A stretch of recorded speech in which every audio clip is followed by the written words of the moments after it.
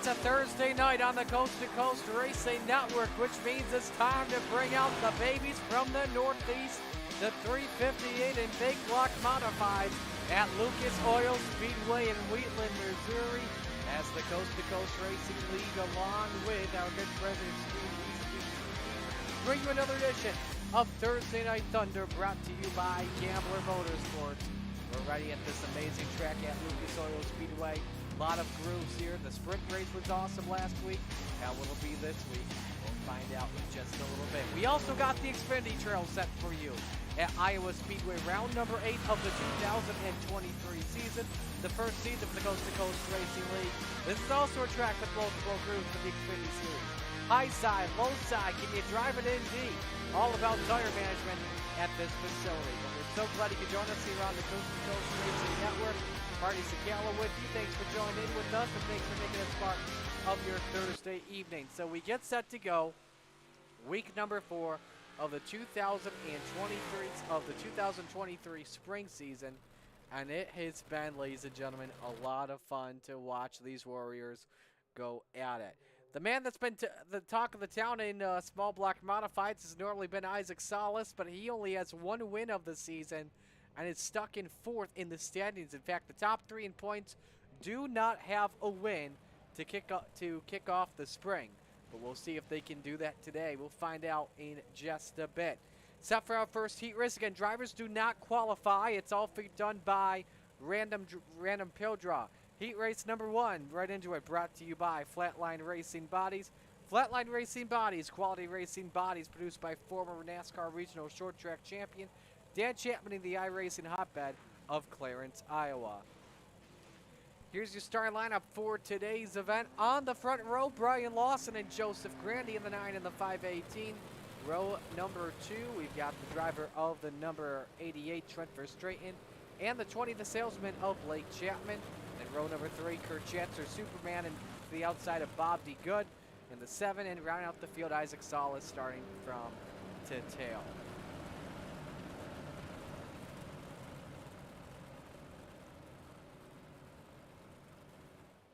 One more lap here until we get the green flag. Here's how the night's going to work. We've got a field of, I believe, just about 24 drivers. I don't know if it's under or over. It came really close to figuring that one out, but here's how it's going to work. We've got heats, top 4 transfer. If we have more than 24, we'll have a B main, then a warm-up with 3 minutes, and the features each 30 laps here for the dirt races. Heat races for this session are 8-lap heats. The B main is 10. Winner for this heat race will start on pole position. We're set to go. Brian Lawson, Joseph Grandy will bring us to the green flag. We're underway at Lucas Oil.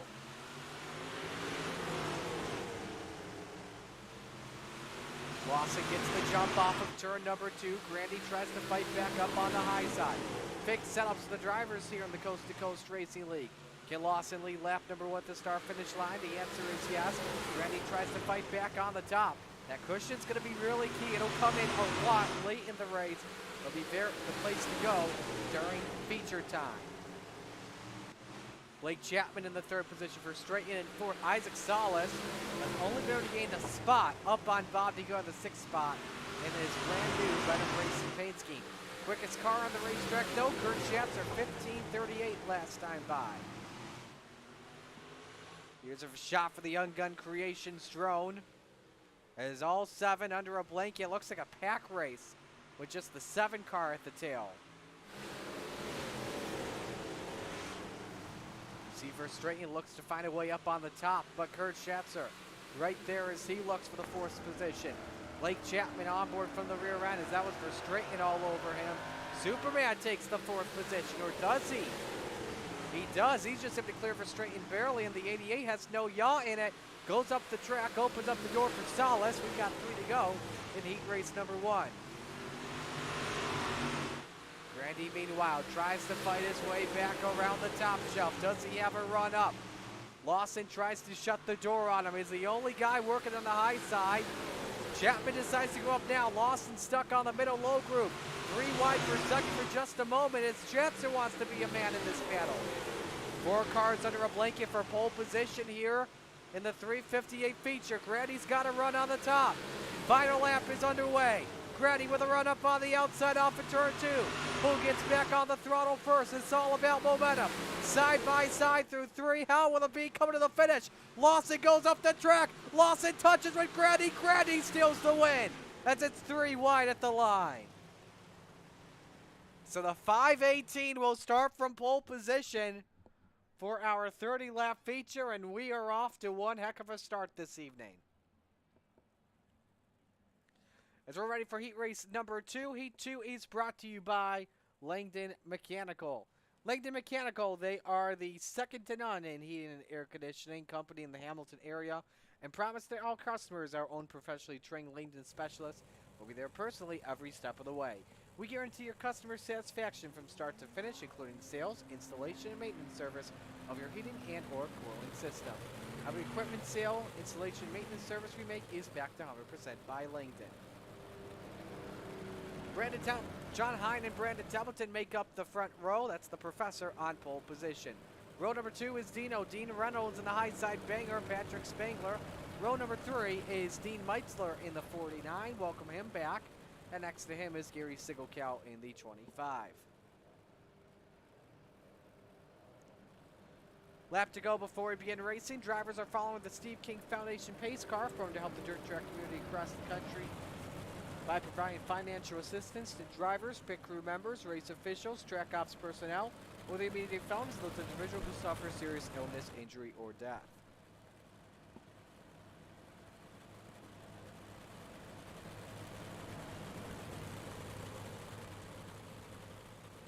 Winner starts on the outside of pole position. We're ready to go. Templeton and Hine, bring us to green.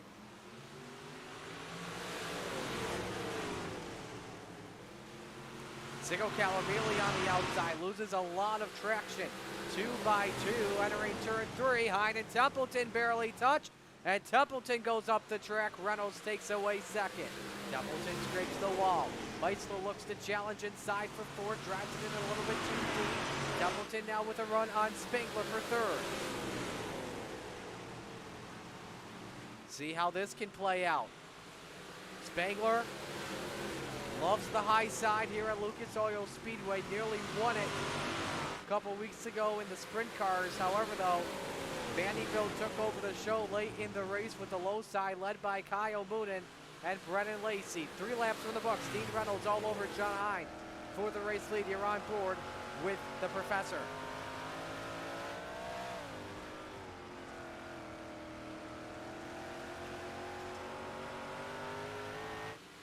A lot of new paint schemes by the Venom brand. That's a Chroma black and white 79. Dean, you may want to get this one on the diecast too. This one's nice. Sigelkow and Meitzler have lost a lot of ground to Patrick Spangler. Gap 1.3 seconds between 4th and 5th. 3 to go in our heat race. Templeton kisses the wall. Tries to close in on Reynolds. 2 laps remain. See how the track's starting to slicken up on that middle groove. We'll watch the cushion closely if it starts to go up higher and higher and higher. That should be the key later on this evening. The low line just not working for Spangler. 1 lap to go in heat 2. John Hine looks to start from the outside of the front row. Templeton sends it in, had enough space on Dean Reynolds. Nearly hit the U tires. He had to back out of it. And through 3 and 4, John Hine will see the checkered flag as he starts from 2nd spot in our 30-lap feature.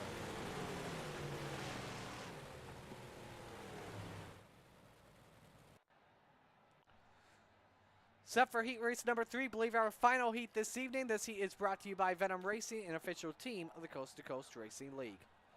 Jacob Masso and Dan McLaren on the front row. Alex Pavlo and Jeff Sharp on row number 2. And row 3, Joe Masso and G.J. Boydell. Dean Reynolds now joins us in the broadcast booth. What's going on, buddy? What's going on, Marty? Just got done running the heat. I'll take that second. I was happy with that. And track's going to start to widen out a little bit. Still a little tough to pass. All right, yeah, that's what we're expecting along this outside line. And that's been normal at Lucas Oil in the past. So let's know who you're rooting for in the chat. Hello to Butch Baker. Butch, you rooting for Lawson and all the Venom Racing team. He said Heat 1 was a really good heat race. Hopefully it lives up to its moniker throughout the feature this evening.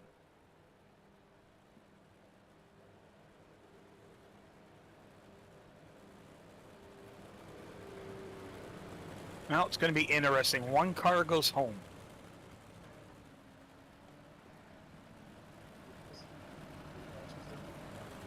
We'll see what goes down. Yes, one car does go home. That's a good point. So I believe we've got one more heat race left to go before our Gambler B main. Winner starts inside row 2. Top 4 make it into the show. Bottom 2 have to go to the B main. Here we go. Green is out.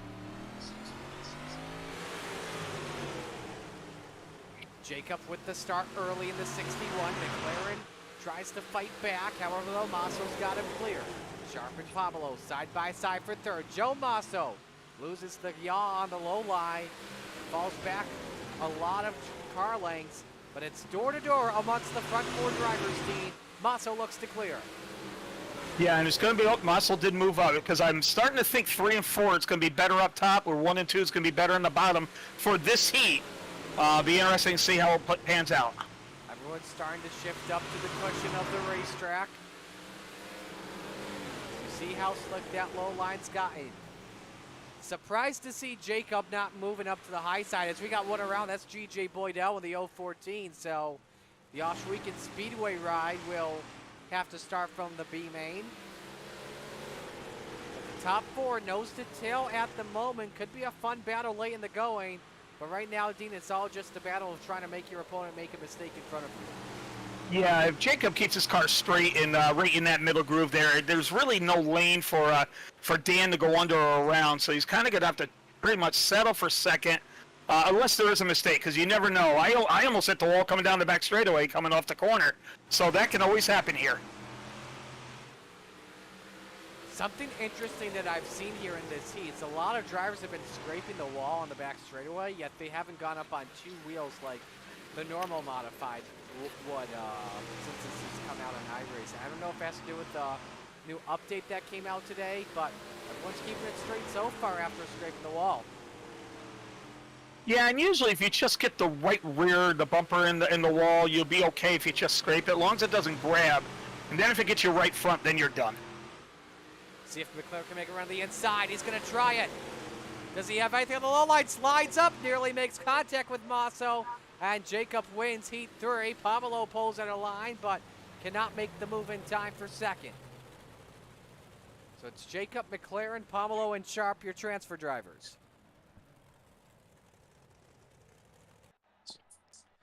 One more heat left to go in this heat race, brought to you by Mauer Farm Management, an official partner of the Coast to Coast Racing League. They're the official sponsor of the Retreads 55 Plus division.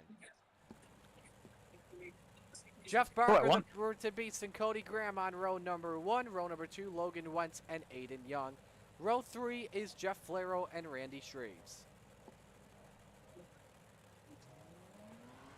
Well, a lot of talent in the field today, and good to see Blake Chapman back in a modified. Absolutely.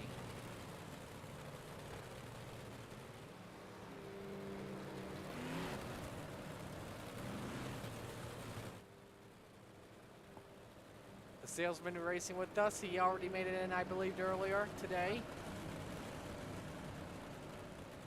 I'm seeing a bunch of new schemes here than we've seen in the past. I mean, I know we got 2 Venom drivers with a new scheme. Jeff Barker's got an awesome American flag scheme. Joseph Grandy came out with a new one. Yeah. Aiden Young, that scheme looks new. Normally he's got the white and blue. He's got the New Hampshire Rockets got the blue and gray. Jeff Flero, he's doing his Jeff Flero. Yep. He needs some funding for that modified. He's good on the sprint car. Sign him. All right, final heat race. Winner starts outside of row 2.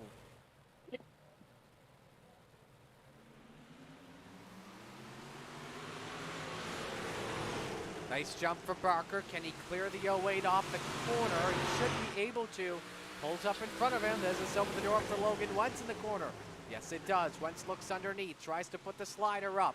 Nearly 3 wide for the runner-up spot as Barker leads lap 1. Wentz wants the lead, Dean. Yeah, Jeff got a little sideways coming out of 2, and that scraped up some speed. And when you scrape that speed off of the 358, it even takes you to the next corners to really make that back up. Boy, Randy Shreves took a risk underneath. Thought about going 3 wide for third. It didn't work out. And Cody Graham tries to thread the needle. He's got to run for second. Flero had to back out of it, and that puts him back in the 4 position. He's got 2 drivers playing on him. Aiden Young up on the cushion, top shelf, Dean. Yeah, now it's where you want to get that right rear in the fluff. I think Cody's going to have to cut bait and just go up there and settle in behind Logan, which he just did. Yeah, we'll have to follow the 118 here. Halfway home in our heat. I can see everyone except for Flero has moved up to the top. Could this be a train race similar to what we saw in Port Royal Monday with the sprint cars for this feature?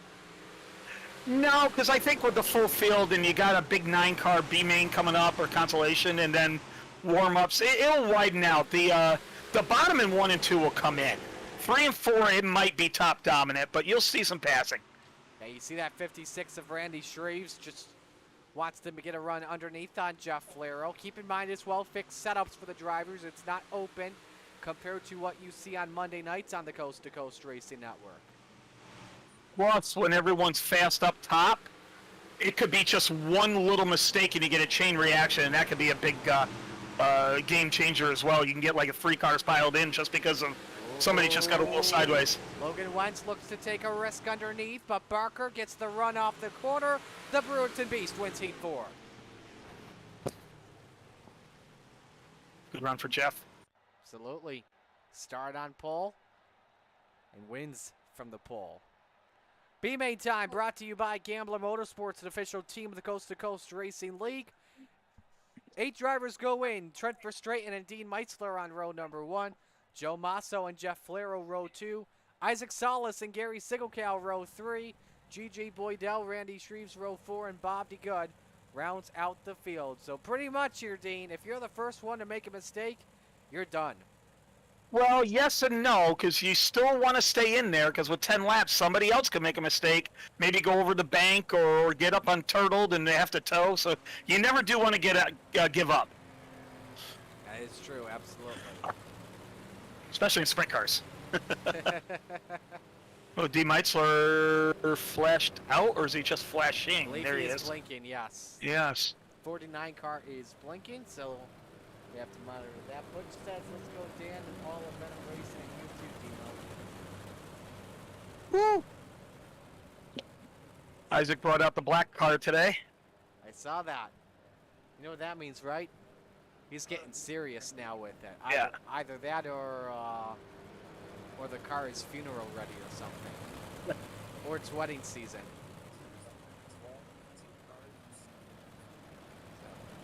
Again, top 8 make it in. If you finish in last, you're done for the 358 portion of the evening. Big blocks are coming up at the top of next hour or at earliest 7:45.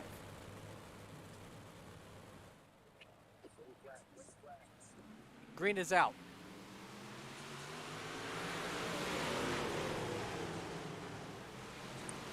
Verstraeten tries to come up, still side by side amongst the front 4. Salas has Sigelkow cleared. Slide job for Verstraeten. Oh, look out, here we go. Meitzler with all 4 wheels up on the ground. Wheelie by Flero. Everyone somehow keeps it straight. How is that possible? I was looking at a belly pan of a car. So, wheelie that you normally see in sprint car racing. Bob DeGood, currently the last place driver, is Sigelkow and Meitzler battle for 7th. Meanwhile, it's Verstraeten out in front of Isaac Salas, who's 2nd. Joe Masso is 3rd. Boydell 4th. Here's the race for 5th. Shreves and Flero go at it there. See, Flero runs the cushion. Shreves doesn't. 56 may have just learned his lesson now as we got a race for the final spot, Dean. Yeah, I'm actually focused on the final spot. Bob DeGood with a smooth pass on Dean Meitzler. Could Dean be in trouble here? No, I'm right here. I knew you were going to say that. Set me Sigelkow up. back in the 7th spot, opens up the door for hang on, DeGood, Bob. possibly on the cushion. But the good little bit just went too much over it. Almost got in the chocolate chips. You see there he's dusting the top off more than any other driver is. He's all over Single Cow, nearly gave him the chrome horn entering turn 3. Dean, this is getting good. Yeah, it's, Gary's just got to be focused, just got to stay straight and run the line because, it's going to be tough to pass, so Gary's don't overdrive. Just stay in his groove. Shuts the door on D Good for the... Trying to avoid starting last in the feature. 2 to go. D Good nearly hooks Single Cow. This is getting intense. What do you do if you're Meitzler? You got to go on full-on attack mode here. Wow, they're racing for 7. Meitzler runs the cushion, opens up a spot. Single Cow and D Good touch. D Good falls back to last with 2 to go. Well, there's D Good that got might be the one sideways. mistake. That could do it. And Bob did the right thing, though. He didn't want to get into Gary. He slammed on the brake. Hang on, guys. Meitzler and Single Cow touch. D Good may have one last shot at it. Meitzler around the cushion. Single Cow slams the door in his face. Meitzler one last shot. Decides to back out of it as he knows he's in. But D Good's not out of it yet. Off at turn 4. Meitzler gets the final spot.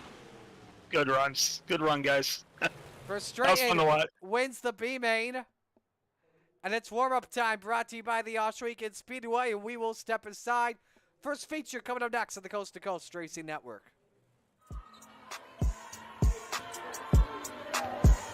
How about the reverse for Lucy Olsen? She has her first point. Yeah, Lucy Olsen, talented sophomore.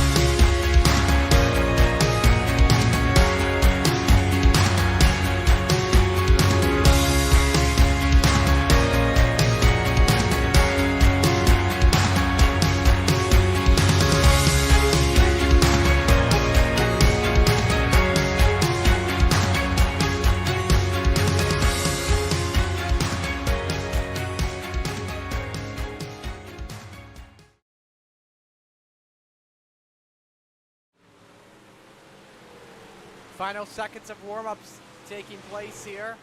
Joseph Grandy currently the quickest at 15:36. He starts on pole position tonight. Could he lead all 30 laps? We'll find out in just a couple of moments here. Everyone finishing up their laps. We're ready to go. Let's meet the field. Here's the Super Dirt Car Series starting lineup. On the front row, Joseph Grandy in the 518 and the Professor, John Hine in the 71. Row number 2, Jacob Masso in the 61 and the Brewer to Beast, Jeff Barker in the 513. Row number 3, Brian Lawson in the 9, and Dean Reynolds in the 79. Row 4, Dan McLaren in the 88, and Logan Wentz in the 118. Row 5 is the salesman, Blake Chapman in the 20, and Brandon Templeton in the 31. Row 6, Alex Pavlo in the 397, and Cody Graham in the 08. Row 7, Superman Kurt Schetzer in the 218, and the high side banger, Patrick Spangler in the 39. Row 8, Jeff Sharp in the 28, and the New Hampshire Rocket, Aiden Young in the 69. Row 9 is Trent Verstraeten in the 88, and Isaac Salas in the 5. And in row number 10, Joe Masso in the 63, and TJ Boydell in the 014. Row number 11, Randy Shreves in the 56, and Jeff Blairow in the 200. Rounding out the field in row number 12, Dean Meisler in the 49, and Gary Stigelkow in the 25.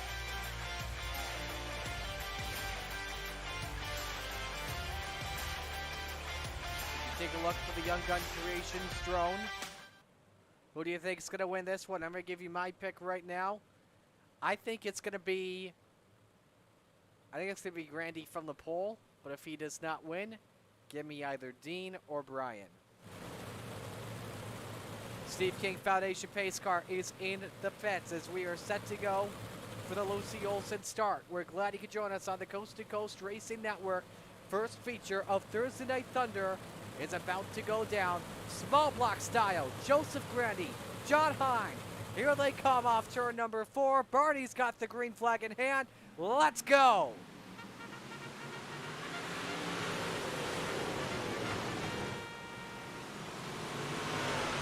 Two by two off the corner. As Grandy's got the edge for right now over John Hine. Can the Professor lead lap 1 on that patented high line, the preferred high line at the moment? And the answer is yes. Hine puts the Cool Ray 71 out in front. Barker up in the 3rd position. Joe Masso has crashed it. The first caution is out, and he's upside down in turn 2. Can he? Oh, he may have turtled it when he got back on the throttle. Should have just let it roll. And he was good. First Salty Dogs yellow of the day.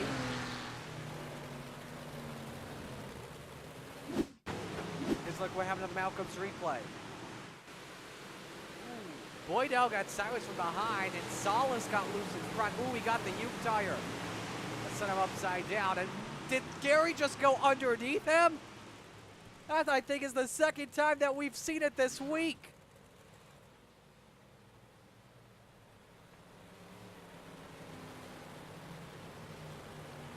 Right on board with Masso.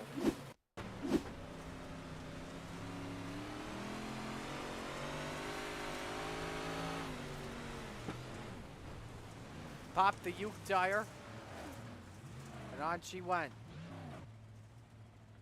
I should give a correction. This is the second time I've seen it this week. I saw it on Sunday afternoon in a truck race that I covered. First time we've seen it all during Thursday Night Thunder. We're all week on the Coast to Coast Racing Network.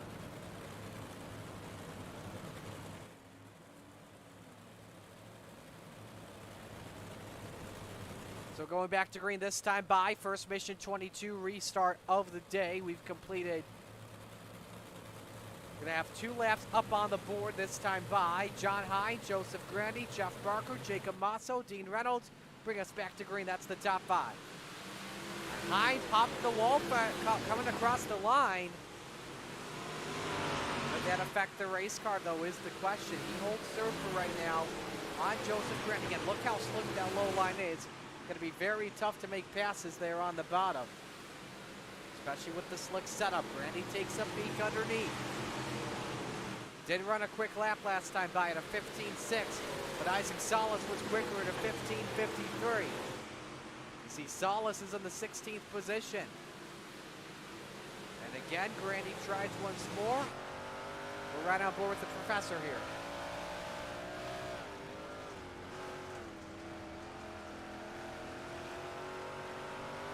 Stays nip and tuck right behind. Out of the race for 3rd position. Jeff Barker gets turned by Jacob Masso. The caution flag flies. Now, will Jacob keep his spot is the question, because he came to a stop there. If iRacing rules contact, if it was ruled deemed as a wrecked car, then he'll have to go to the back.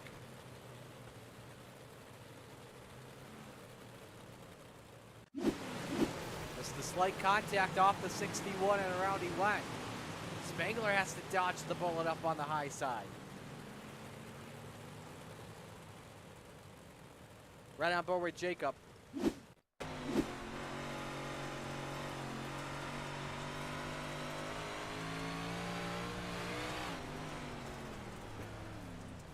Just nipped him.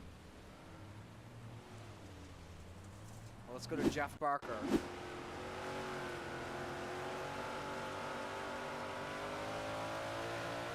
What a camera shot there, too.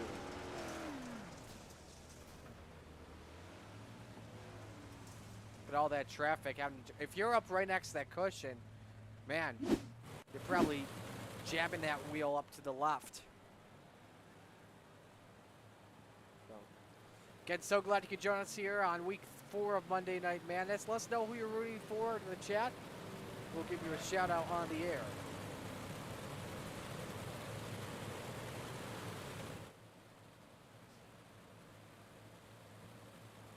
Double file restart here as we did complete a couple laps. John Hines, Joseph Grandy, row number 1. Dean Reynolds, Brian Lawson, row 2. Brandon Templeton, Logan Wentz, those are your front 3. Come back to green, watch for the Young Gun Creations drone. Hines holds, but look at this. Reynolds slides up in front of Grandy, slams the door. Nearly 4 wide off the corner, or do they? Lawson's trapped up in the middle. Sideways he goes with Grandy, and they were 4 wide behind them with Pomelo stuck in the middle. More contact being made. Stack up. Chapman sideways. Here we go. Schatzer's also involved. One up in the air is for Straighten. Lap was counted. Reynolds moves up to second. That was something, folks. That should have been a wreck that happened up front and had its momentum move to the back. Let's watch a replay. Show you what happened. Look at this. So, Pomelo and Templeton, they grab sideways, Schatzer gets Chapman. And that's how that all begins. That was wild. Let's ride on board here with Kirk.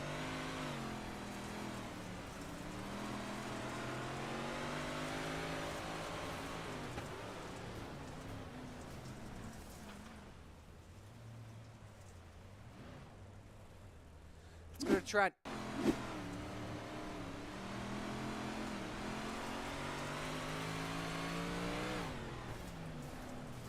See, Salas got involved as well.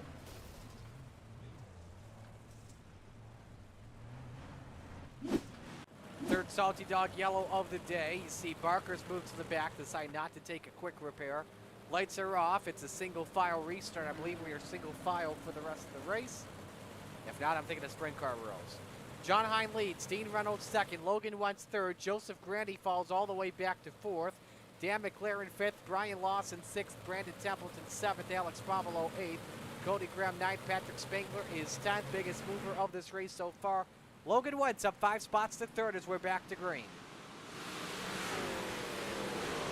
See Reynolds tries to set the middle groove up. Is it dialed in for him? Venom cars are normally very good up in the late stages of the race. Although it is early as we're working on lap number 9. Everyone all single file at the moment. First side-by-side race. Lawson slide job on Templeton. 31 makes contact with Lawson, and he's hanging on for dear life. A lot of back and forth racing, and he drops outside of 8th spot. Making outside of 7th as Spangler makes the pass up on the cushion. Look out, Blake Chapman's on 2 wheels, and it's 4 wide in turn 1. Ladies and gentlemen, Blake Chapman may have just made another sail going up on 2 wheels. Schatzer slides up in front of the 20. It's 4 wide once again off of turn 4. This is insane stuff in mid-back. 2 by 2 by 2. Chapman stuck in the middle, 3 wide. Salas moves up to the 11th position. Let's go back up to the front of the field here as Grandy tries to challenge Wentz for third. 2 through 5, all nose to tail. Caution Gary Sigelkow, and that's in 1. Oh no! Oh my goodness, Gary, what the heck are you doing?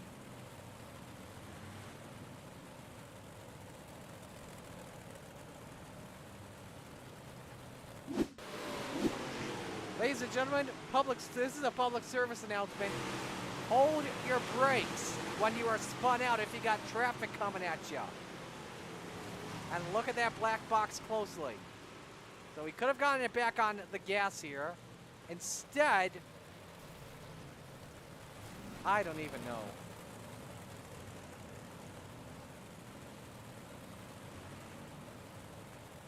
Let's run on board with Gary here and show you contact. That's with Dean Leitzler.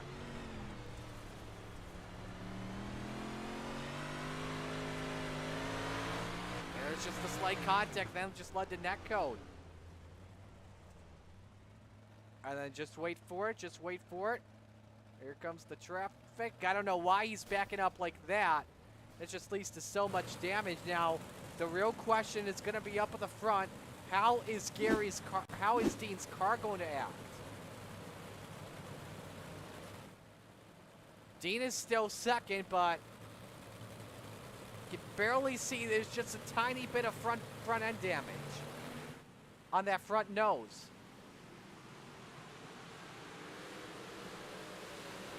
"13 laps complete as we're back to green." See Reynolds again, tries the bottom. Wentz doesn't have an opening. Randy tries to challenge him for the third spot. It's all jumbled up behind Reynolds. Some contact between McLaren and Grandy. Just had one up on two wheels, may have been Spangler. But everyone up on that cushion, it's a choo-choo train at Lucas Oil. Big gap between Pablo and Schatzer, just about a second. As Schatzer rounds out your top 10. Grandy takes a peek on the bottom, but he may be in no man's land. Does McLaren have a run off for two? He doesn't. And these 358s all about momentum, unlike the big blocks where it's all about the throttle control. How much can you push on that gas pedal? Grandy again. I think he's trying to set up test the diamond line and see how it works laying it going. But he has got McLaren all over him. Soupy takes a piece underneath. Tucks back in line. But now this is where McLaren could have an opening. Off the corner as they're side by side, door to door. Watch closely, see who gets the advantage here at the start-finish line, and it's McLaren. So move McLaren up into the 4th spot, and Wentz decides to go underneath. If you're on the high side, you're in the lucky line at the moment. Contact between Wentz and Reynolds, and Dino's hanging on right in front of McLaren, and he saves it. McLaren tries to thread the Dino. It's 3 wide off for 4 for just a second. John Hyde is loving this, and he's probably glad he's not seeing this behind him as we got 11 to go. Grandy all over Wentz. And Grandy's back in the 6th position. Spangler now becomes a man into this battle.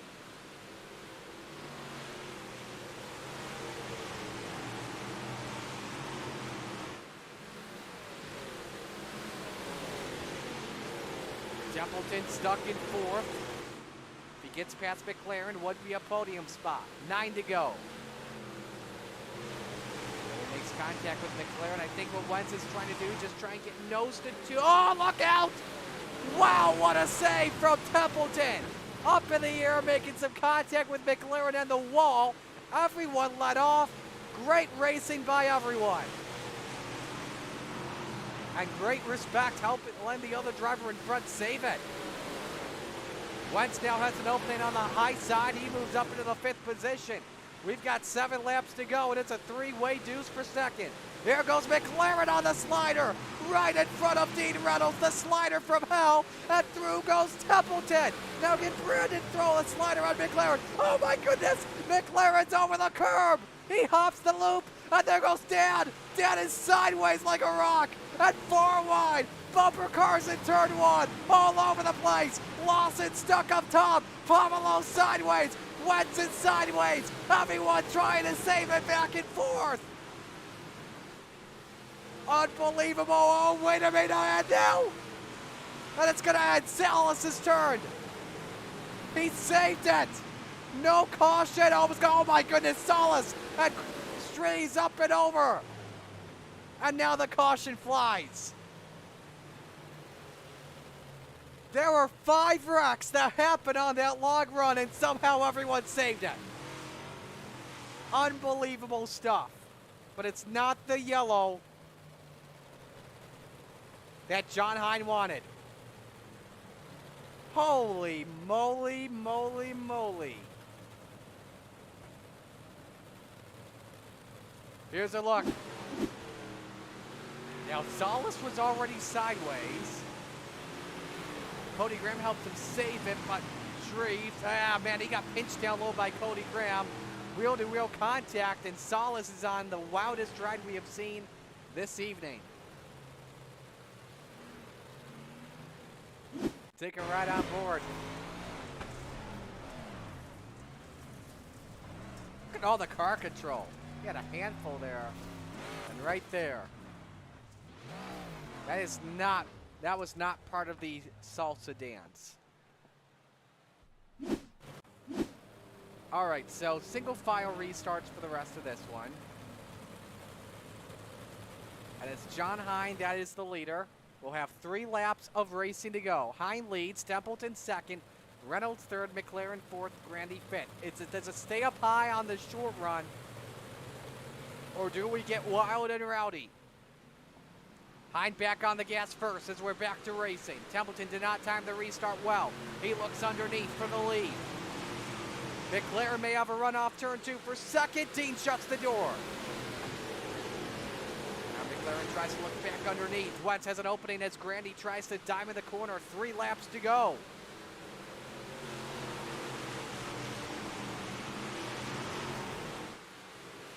Don't know if it's going to work out for Joseph Grandy here. Tucks it back in the 5th position, but here's the race we're watching. Bottom step of the podium is on the line. 2 circuits remain. And we've got a race for the lead. Templeton is all over Hine. Can we see a slide job set up for the 31? Templeton's won at this track before. Hine is never in the Coast-to-Coast Racing League. Final lap is underway. Who gets the better 1 and 2? It's going to be close here. Templeton may have enough to set a slide job up. Going through 3 and 4, keeps it on the top, was hoping Hine would play defense. Off the corner, final time. Hine takes the win at Lucas Oil. The professor takes everyone to school once again. Templeton second, Reynolds third, McLaren fourth, Grandy fifth. We can tell you as well, Brandon, Templeton is the flatline hard charger of the race.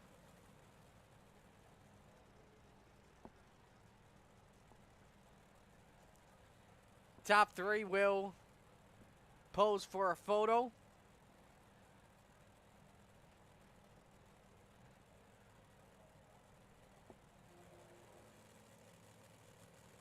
And there you see them all. We'll talk with them in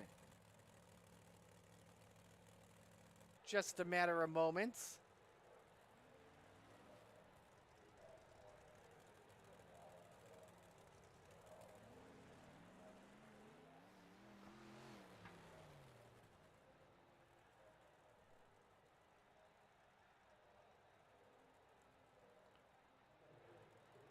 Just need Brandon Templeton, and then we can begin the proceedings here.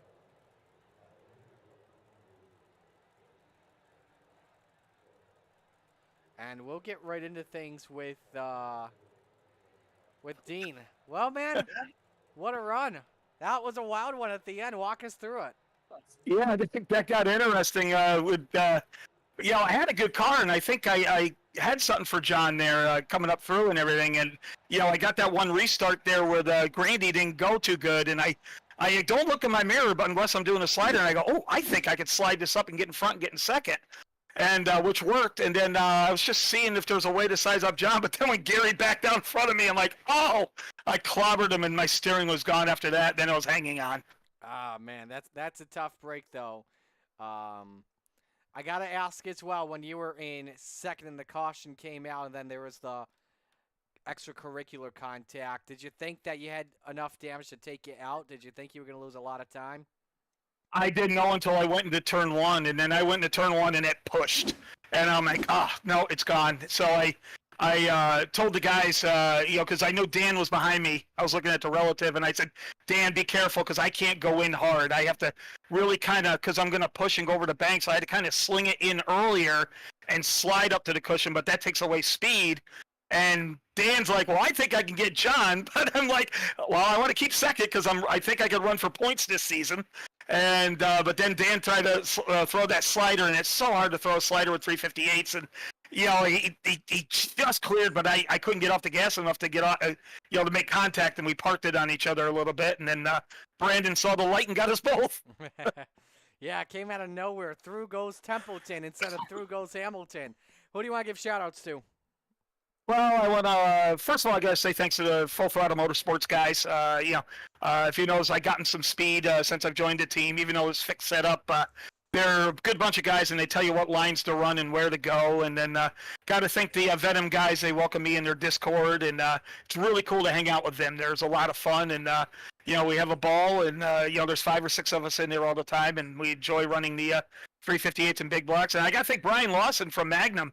This is a debut of this car. We call it the Bad Black with the Chrome, and I hope it looked good on the telecast. So, and then I got to say thanks to Coast, and thanks to you for the telecast. You do an awesome job, Marty. I'm glad you're back on Thursday. Travis does a great job as well.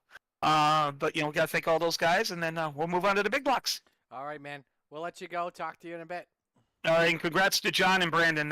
They ran a good race. I was hoping to get together there in the last lap, but it didn't happen. It was a great race, though. Good try. Yeah, absolutely. All right, we'll let you go. Thanks, guys. That's Dean, our third-place finisher. Our second-place finisher, we'll grab him in right now, and that is Brandon Templeton. Man, oh man, what a race, and what a charge from 10th to 2nd in a track like Lucas Oil that is really high-side dominant. How'd you do it? Just trying to be safe, be patient, and, kind of wait for someone in front of me to make a move and try to fill the gap for the most part. They got a little bit racy there, and some guys got sent to the back and over the edge, but for the most part, just try to keep it clean and maybe throw a slide job here and there when the opening was there and I could do it clean, but other than that, it was just about keeping it clean. How in the world did you save it when you were up in the air at that one point? I thought you were done. Yeah, I have no idea, man. Just guess in VR, it kind of gives you a little more instincts, and the physics seem a little more, intuitive, I guess. And so just kind of doing what comes natural.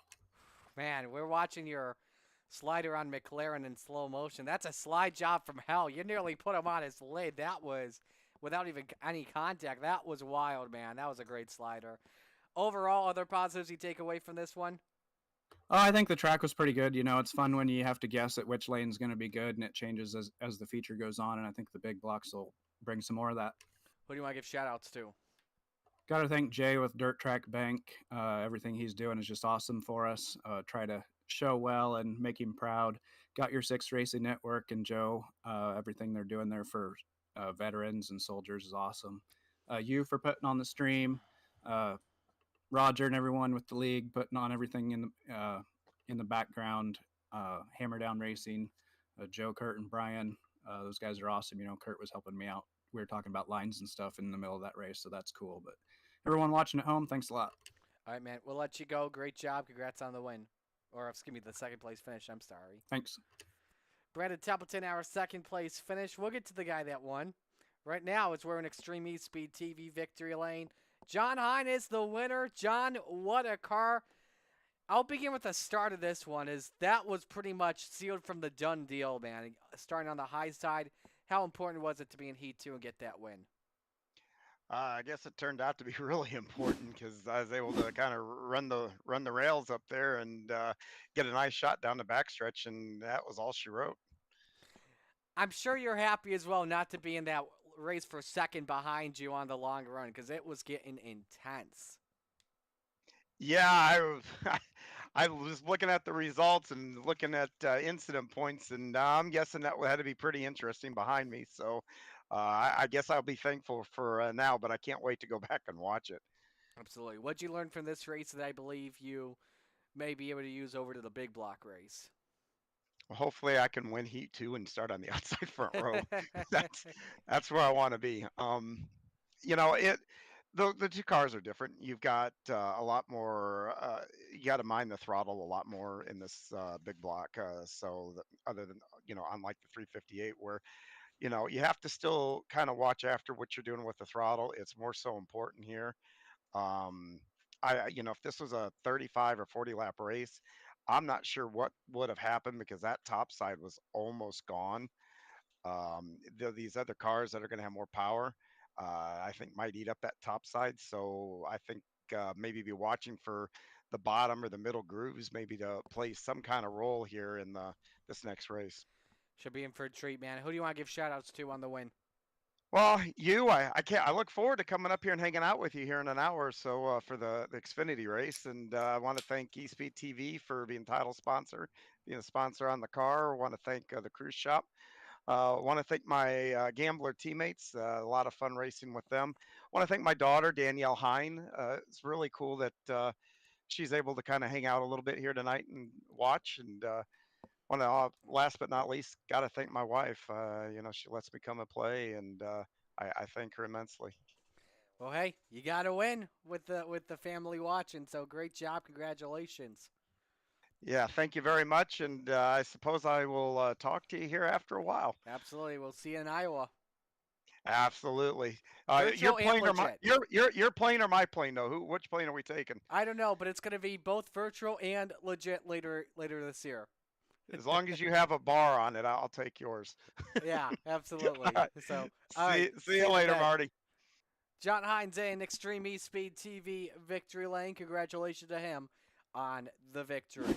As we pull up your official results from tonight, John Hine with the win, Brandon Templeton second, Dean Reynolds third, Dan McLaren fourth, Joseph Grandy rounds out the top five. We'll show you 21st through 24th here as we got to go quick on these results because we got to get to break, and we'll take that break right now. Stay with us on the Coast to Coast Racing Network.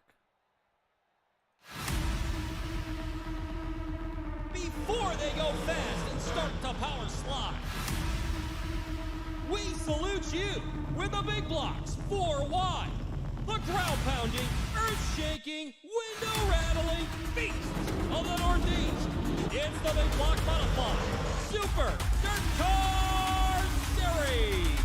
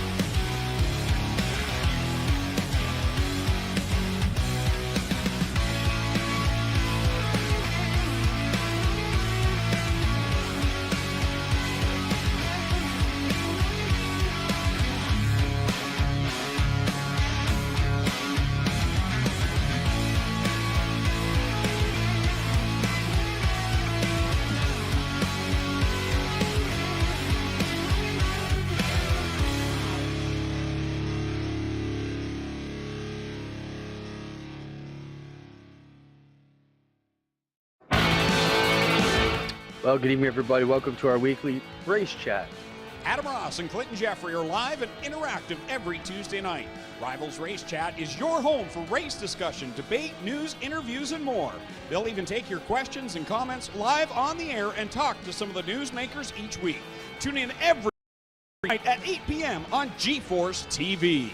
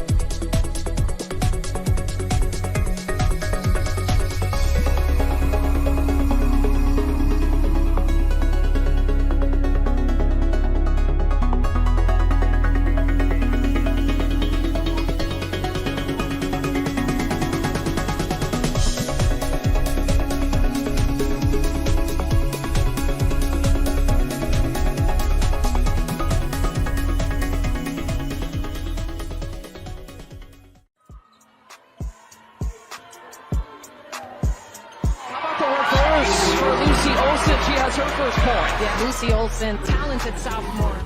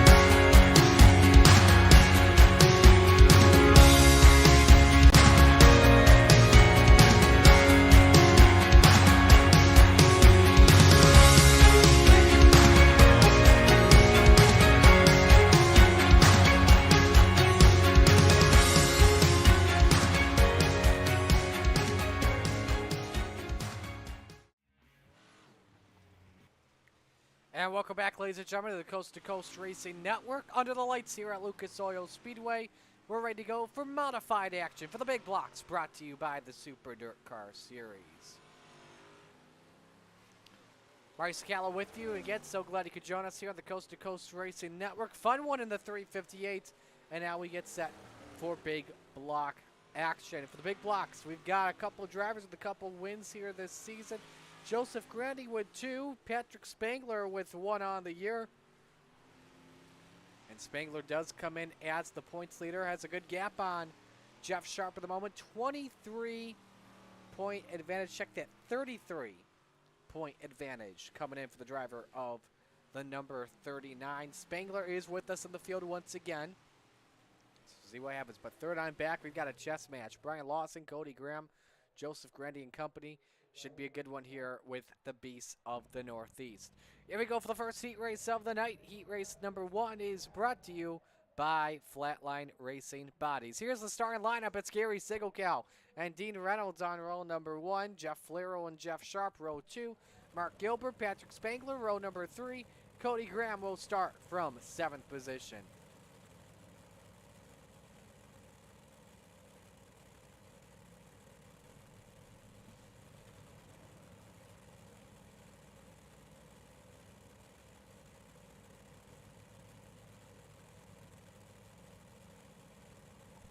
Let us know who you're rooting for this evening. We'll give you a shout out on the air. Second event of the evening of 3.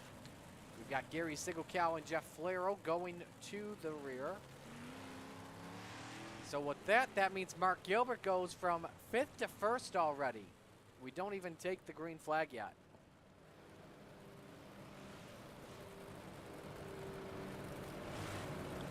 Second event of 3 this evening. Later on, we'll head to Iowa Speedway for the Xfinity Series Trail. John Hine and I will be on the call for that. For those wondering what we were talking about, should be in for a good one in that. Over 24 drivers have made the call believe 26 on the entry list, so we will be sending 2 home if that's the case. Top 4 transfer, winners on the pole. Bottom 3 will go to the last chance showdown. It's Gilbert and Reynolds that bring us to green.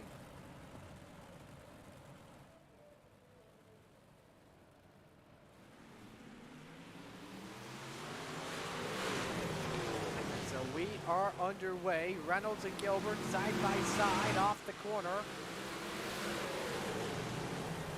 79 with a slight advantage. Gilbert goes up the racetrack for a second, and it's nearly 3 wide behind. Spangler thought about throwing the needle between Sharp and Graham, but decides not to. Look how fast they're going down the back straight into turn number 3. Cody Graham in the middle of a 3 wide situation this time. As Sharp touches the wall for just a moment. Gilbert starts to feel the pressure of both Graham and Sharp as they start to close in on the RC Racing 76.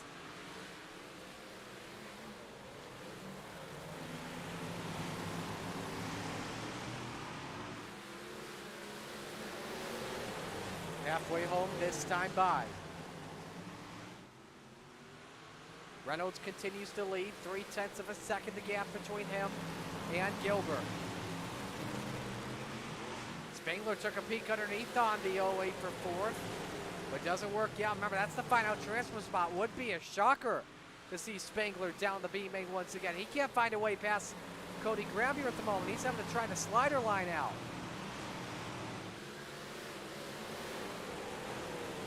Meanwhile, Dean may have some company for this race lead as Gilbert had started to close the gap back down. Last time by, Gilbert was 700ths better than Dean Reynolds as he right on board for the gyro cam.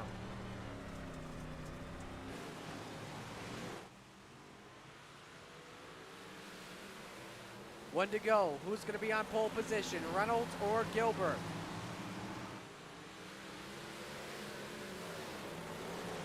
And it'll be Dean off at turn number 4. Sharp and Graham round out the transfer spots. Gilbert has to finish second, and Dean Reynolds wins heat 1.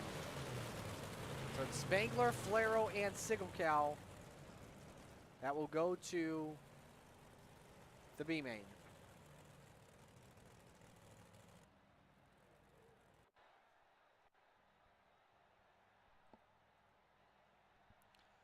Just trying to fix something, ladies and gentlemen. We just had a technical difficulty with our scoreboard. But set for heat race number 2. Heat 2 brought to you by Langdon Mechanical. Here's the starting lineup. Bob DeGood and Jeff Barker make up your front row. Then it's Brian Lawson and Alex Pomelo, row 2. Jeff Kemper and the Professor John Hine, row 3. Joe Masso starts from 7th. Dino, how's it feel to be on a pole position? Well, I wish I felt better. I didn't feel fast at all, and I kept on looking at the relative, and I saw Mark getting closer, getting closer, getting closer. So I guess I did a good job staying in the way.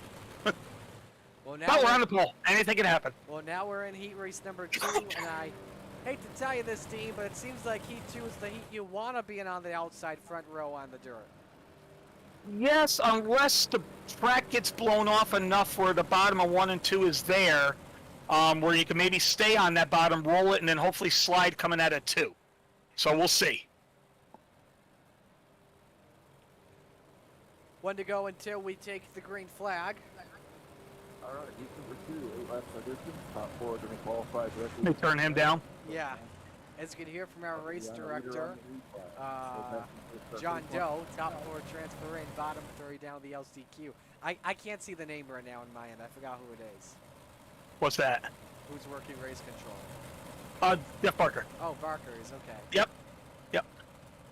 Well, we've got DeGood and Barker on the front row, which we're set to do battle. Oh, some hang on, Bob. contact. And they're both taking on. Let's see if row 2 can take advantage in Lost and Carmelo. Some three-wheeling down the back straight. DeGood's got that left front up off the ground. And he's stuck in the middle. Oh, John got into Parmalu. Oh, no, I don't they're know. both flipping. I think Alex had to check up and John had nowhere to go. That gives Kemper the 4th position. Joe Masso the first one out in 5th. So Bob DeGood has the early lead. Lawson has moved up into 2nd. Let's take a look at a replay and show you what happened. between the two. This will be the only time we watch it. Oh, and Jeff got into Jeff. Jeff got into Jeff. There's good commentary. Barker is around, and that puts him down to 5th, so he is the first one out. And Lawson goes around. He's back on all 4 wheels. Oh my goodness, why did he decide to tow it? He had enough gap on Jeff Barker where he could have kept it going. The heck is happening in this heat race? I think they just want Bobby Good to win it or something.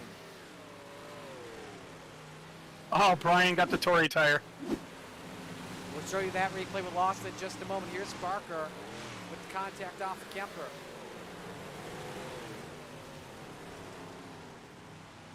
That's a tough break for Barker, but hey, still maybe to make it in. Yeah, I was going to say Jeff's going to get 4th. And this is why Lawson decided to put it in the pits. Those Tory tires can bite you easily. 2 laps to go, coming to the white this time. D. Good's got a 2.5-second advantage, and so Dean Reynolds and Bobby Good in the front row. That's going to be a fun front row to watch. That's, let's see, carry the 1 plus 2 times 3. That's 177 years on this earth in that front row. Absolutely it is. And so D. Good wins, Kemper 2nd, Joe Masso 3rd, and Barker 4th. So your 358 winner will be in the B main. That's 2 retread drivers on the front row. Oh yeah, look at that. And Dean won the afternoon matinee race. Yeah, and I actually got the retreads as well this week, so I got lucky on both. Yeah, So I got lucky on both. So you could have a chance at the Old Man Triple Crown, perhaps. Oh, there you go. Hey, it's been a fun one as well for the old men this week. I mean, look what happened Monday night in the Renegades. We had the upset. Oh, that was great to see. That with Terry Landis. Hell yeah, it was. I'll say it again. Terry freaking Landis. Yes. That was awesome for Terry, and out of nowhere too. Yeah, I mean, there's a lot of good people you meet here in Coast to Coast. As you know, I traveled around and met a lot of them in person. But you know, every now and then you just want to see somebody get a win, and on a stage like the Renegades, yeah, that's pretty cool. Absolutely. So your heat lineup for Heat 3, Solace was supposed to start on pole, but he has a Heat EOL. That moves up Kurt Schetzer in the 218 next to Randy Shreves. Jacob Masso next to Dan McLaren. And then it is Isaac Solace and Brandon Templeton in row number 3. I should say Solace starting from the outside behind B-Town.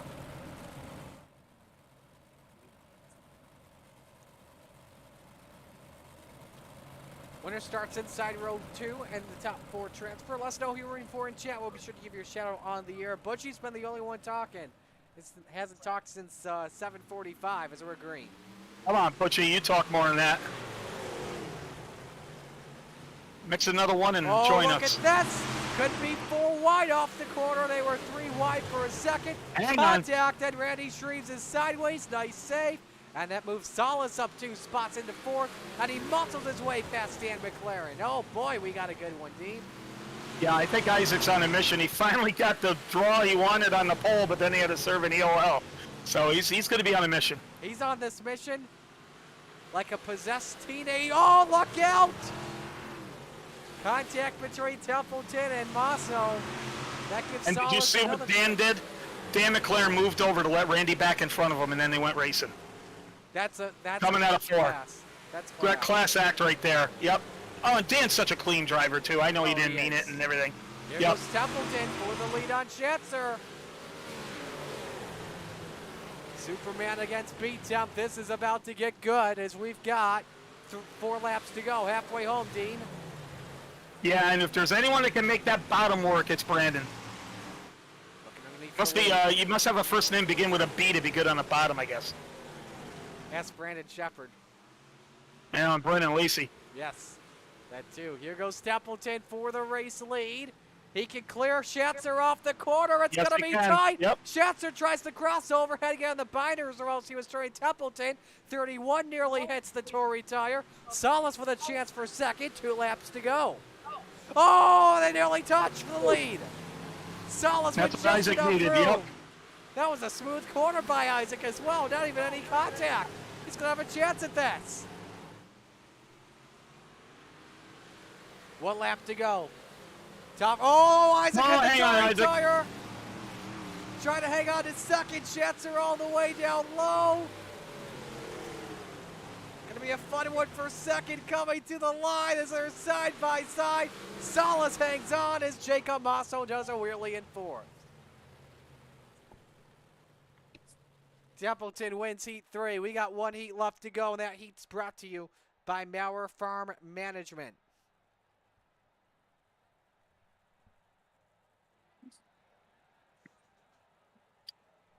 This is unique. The outside has not developed at all. We're in heat 4. So here's the lineup. Aiden Young and Steven Spees, the detective on row 1 next to the New Hampshire Rocket. Row number 2, Logan Wentz and Joseph Grandy. And row number 3, Daniel Blau and Trent Verstraeten.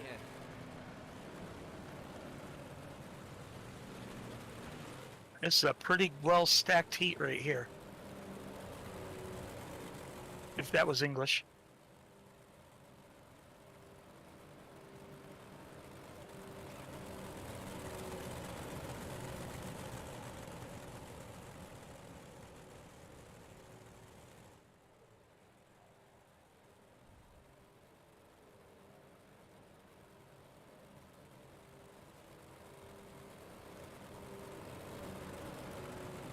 One to go until we take the green flag.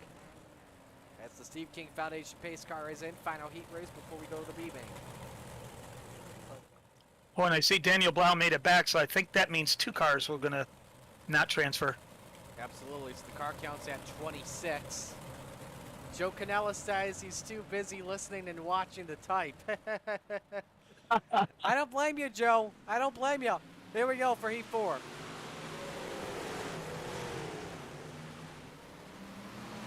Spees comes out with the advantage. Young and Wentz door to door for second off the corner. It's Daniel Blau. Oh, hang on, Joseph. Oh my goodness, what a flip for Joseph Grandy. That kind of looked like a net code flip. I wonder if that's what it was.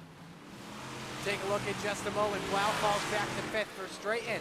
Has the final transfer spot. We've got Wentz and Young for P2. And Wentz has it, but he may have the chance of the lead here.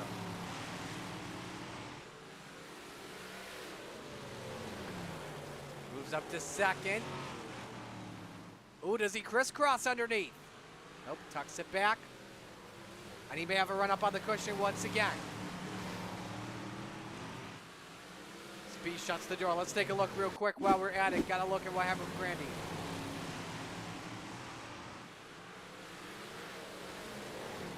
Yeah, it looked like there was very slight contact. That was easy. Yeah, that was definitely. And then Netco just took care of the rest. So 3 drivers under a blanket for the lead. Spees, Wentz, and Young on board 55. Steven running a very interesting slider line. Absolutely, trying to see if it can work early in this one. Try and gain some speed on Logan Wentz. 2 to go. Aiden Young's dropped out of this battle for the win.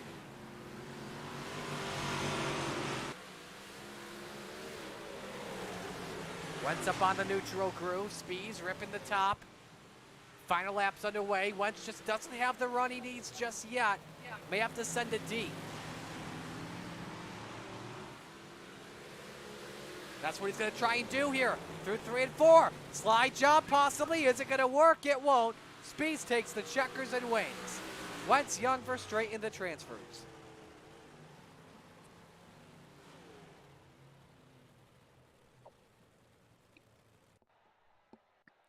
So 10 drivers are in this B main, and we'll take your top 8. So bottom 2 will be drinking a beer for the rest of the dirt portion of this night. We've got the high side banger, Patrick Spangler, and the Professor John Hine on road number 1. Row 2, Randy Shreves and Daniel Blau. Row number 3, Jeff Flero and Brian Lawson. In row 4 is Soupy, Dan McLaren, and Joseph Grandy. Rounding out your top 10 in the field for this B main is Gary Sigelkow and Alex Pomelo.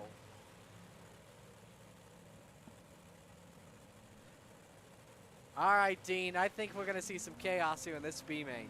I'm going to go focus on Gary and see if he can do the dramatic again here in the back of the consi. I'll let you watch the front. I'll watch the back. Boy, look at this. McLaren, Grandy, Pomerleau in the last two rows. Wild. This is going to be wild.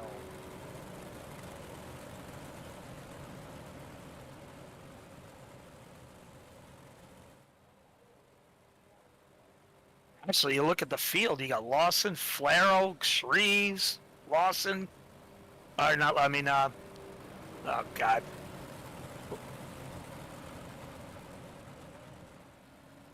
Hine, Spank, jeez.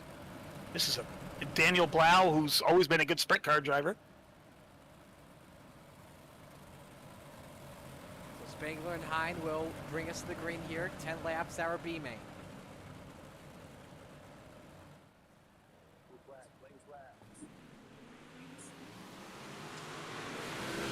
See if Hine can use the high side just like he did in the 358 feature. No, Spangler clears. A lot of door bumping. And banging down the back chute. Lawson on the binders. Costs him many spots. Alex Pomelo, the last one in the 9th position. And a lot of cars jockeying around this racetrack. Oh, look out. McLaren and Flower nearly touch. Daniel Blau sideways in front of Lawson. What a save. What a save from Daniel. Damn, Daniel. Oh, and then they got the tire. And that will probably do it for him, as that will be suspension damage on the 17. Gary Sigelkow, currently the first one out. Brian Lawson is the last one in. Joseph Grandy currently on the charge here, Dean, a 15:46 last time by. But Randy Streets is also on the charge too. He's looking for second.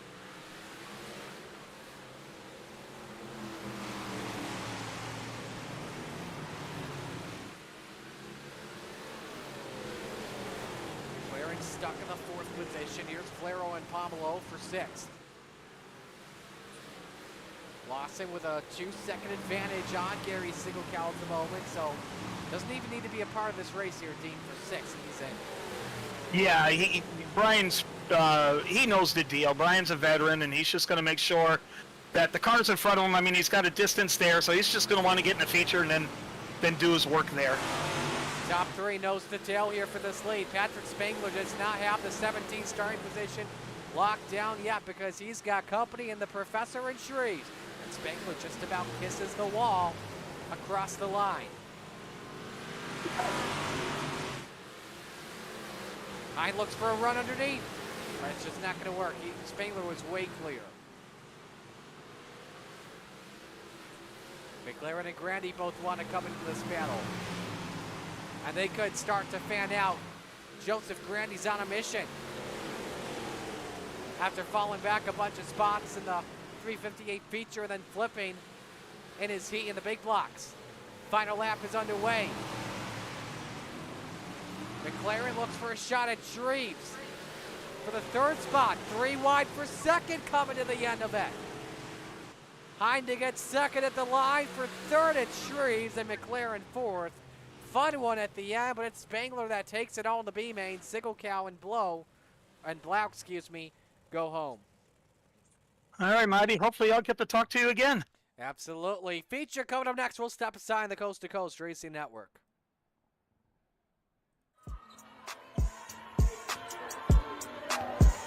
How about the reverse for Lucy Olsen? She has her first point. Yeah, Lucy Olsen, talented sophomore.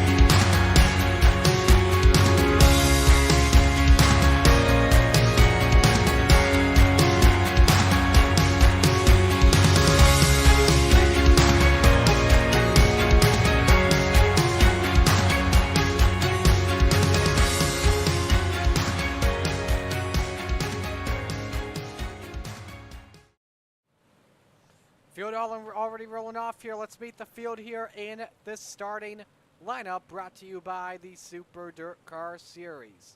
Front row is Dean Reynolds and Bob DeGood. Brandon Templeton, Steven Spies, row 2. Mark Gilbert, Jeff Kemper, row 3. Isaac Salas, Logan Wentz, row 4. Jeff Sharp, Joe Masso, row 5. Kurt Chapter, Aiden Young, round out your top 12. Second half of the grid. Cody Graham, Jeff Barker, row 11. Jacob Masso, Trent Verstraeten, row 8. Patrick Spangler, John Hine, row 9. Randy Shreves, Dan McLaren, row 10. Joseph Grandy, Jeff Blair, row 11. Alex Pavelo, Brian Lawson in row number 12. It's the Lucy Olson start. We're set to go racing with the big blocks. 30 laps around Lucas Oil Speedway. It's time to get them going.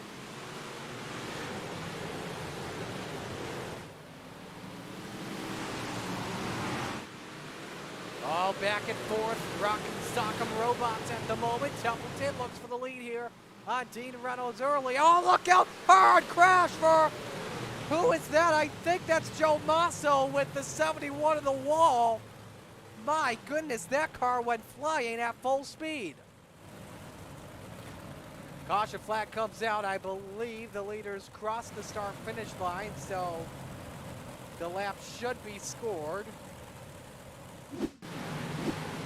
3 wide off of turn 2.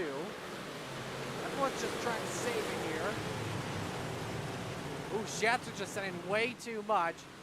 Is he trying to belly pad first into the fence? That was nasty. That will be one where Joe needs a quick repair.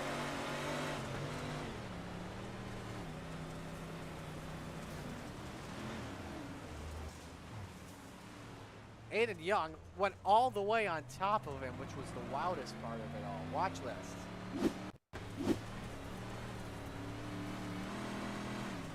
Wow, I don't even think he touched him. Except for the top of the car. So Dean Reynolds has the race lead. Again, the lap was counted. So 25 viewers watching, highest count we've had this so far tonight. Thank you all for tuning in. Let's hope we can reach 30 here. So again, they did count the lap, but it's a single file restart. It's not everyone came across the line. So Dean Reynolds leads, Bob DeGood is second, Brandon Templeton third, Steven Spies fourth, Mark Gilbert fifth. Top 9 spots have remained unchanged. Time for the Mission 22 restart. Green flag back out.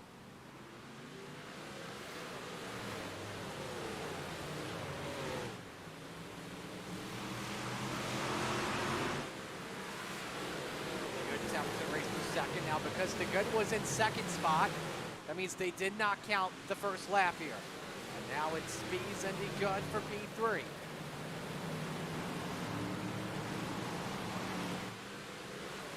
Side by side, down the back. Spies nearly through the slider. They could be 3 wide. DeGood hoops the top, up on 2 wheels on his side. Keeps it straight, no caution. Oh my goodness me. How in the world did Bob keep that baby going? He lost a lot of spots, but it's all the way back to 10. Meanwhile, Brandon Templeton, quickest on the racetrack last time by, as he tries to rip the cushion for the lead, but loses a bunch of time. Reynolds has an 8/10 of a second advantage on Templeton. Spies is third, Gilbert fourth, Salas is fifth. Everyone up on the top for right now amongst the majority. And with all the drivers on the top and how fast the big blocks go, I think Hine was the one that mentioned it. Could the top lose some grip early on? Ooh, Mark Gilbert a little sideways. Entering turn number 3 has a chance for Salas to take away P5. Let's not ride aboard with slide job. See different lines off the corner. Isaac's got to run.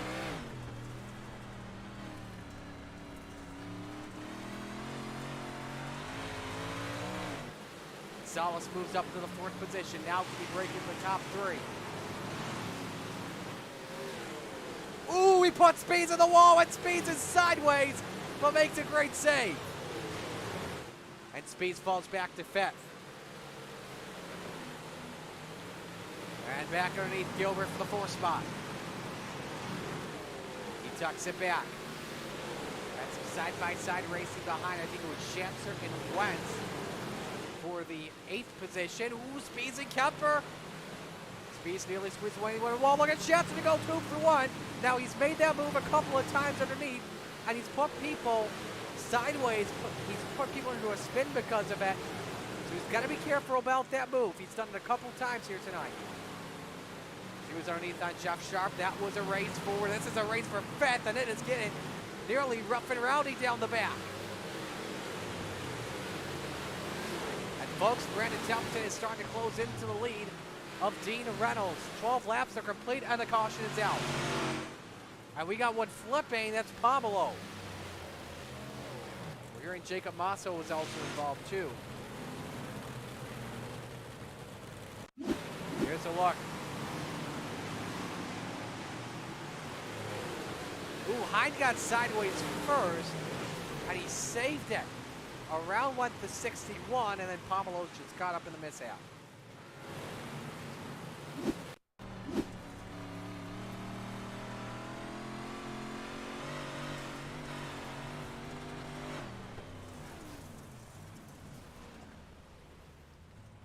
All right, let's go to Pomelo.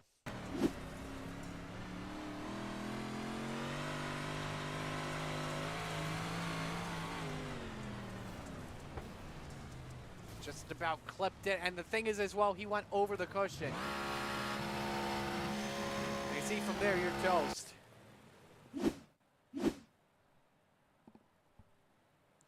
I think that's going to be a yellow that Dean Reynolds wanted there because his gap to from Templeton was chowing down big time by the 31. So get back to green, and Salas as well. It's moved his way up into the 3rd position, and so we've got our first double file restart of the race coming up here. That was the 2nd yellow of the day. So I believe this will be our final double file restart. We'll watch for the Young Gun Creations drone on this. Reynolds and Templeton bring them back to green. Templeton Salas just about makes some contact. 3 wide in the middle, and up the cushion went Gilbert. And it could be 3 wide for the lead because here comes Templeton. Up the track he goes. Oh no! Speeds takes Salas out. Could that have been payback? And now we've got a Waffle House across the start finish line as they're scattered, smothered, and covered all over the place. The big one at Lucas Oil Speedway has broken out. I don't want to say that was payback. I think that was unintentional contact. But remember, Salas put Speeds up in the wall earlier.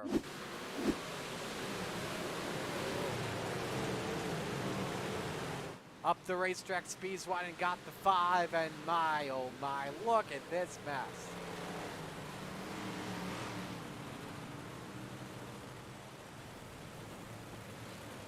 That just about ruined everything, but luckily drivers do have quick repairs. Here's on board Schanzer. He's racing with Kemper.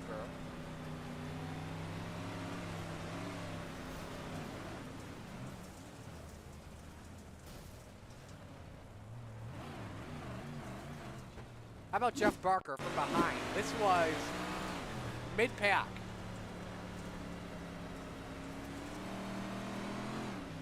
So he's already slowing down. Someone forces him into it. The track is blocked. He's got nowhere to go.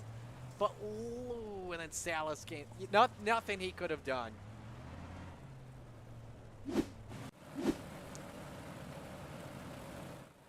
So that moved Gilbert up into the 3rd spot. Look at all these positions that changed because of it. John Hine is now moved up in the top 5. What a mess that just broke out. So I believe single file for the rest of this race. Dean leads. Templeton 2nd. Gilbert is 3rd. Wentz 4th. Young 5th. John Hine now your biggest mover from 18th to 6th. Sharp 7th. Spangler 8th. Shreves 9th. Grandy 10th. Back to green. Mission 22 restart after the 3rd Salty Dogs yellow. Logan Wentz looks for 3rd on Mark Gilbert down the back. And Young behind him. Gilbert throws the slider. And it works out. But Gilbert tries to crisscross. Oh, Lord, look out! Contact between the leaders, Templeton and Reynolds.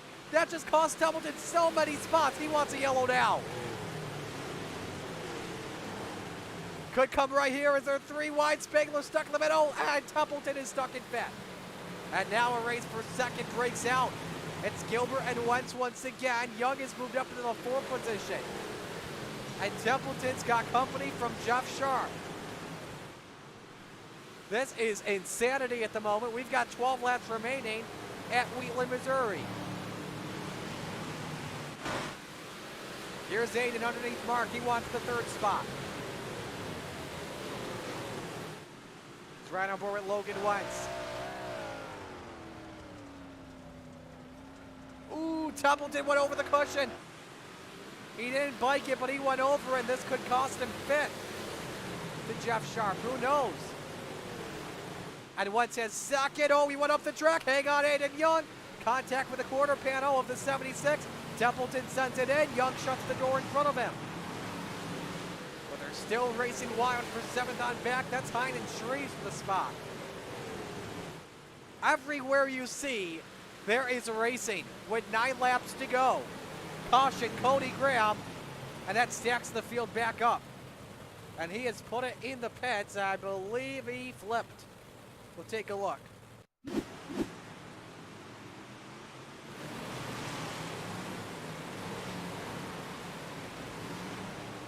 Over the cushion. Yep, he flipped it. He was in the tail line for those wondering as well, and just led to a turtle too.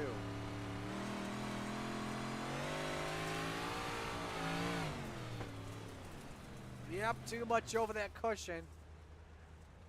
That flip looks a lot like what happens if you go over the high side at Lernerville, where the sprinters will be at next week for Monday Night Madness. So single file, I believe, on out the rest of the way through. And Dean Reynolds has led them all here today.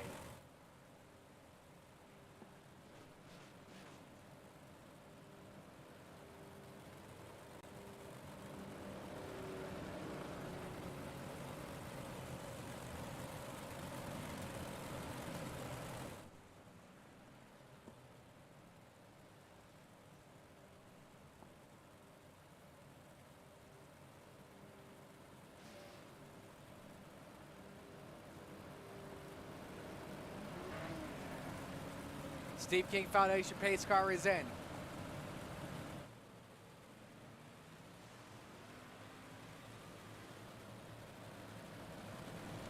Reynolds leads, Wentz 2nd, Gilbert 3rd, Young 4th, Templeton 5th.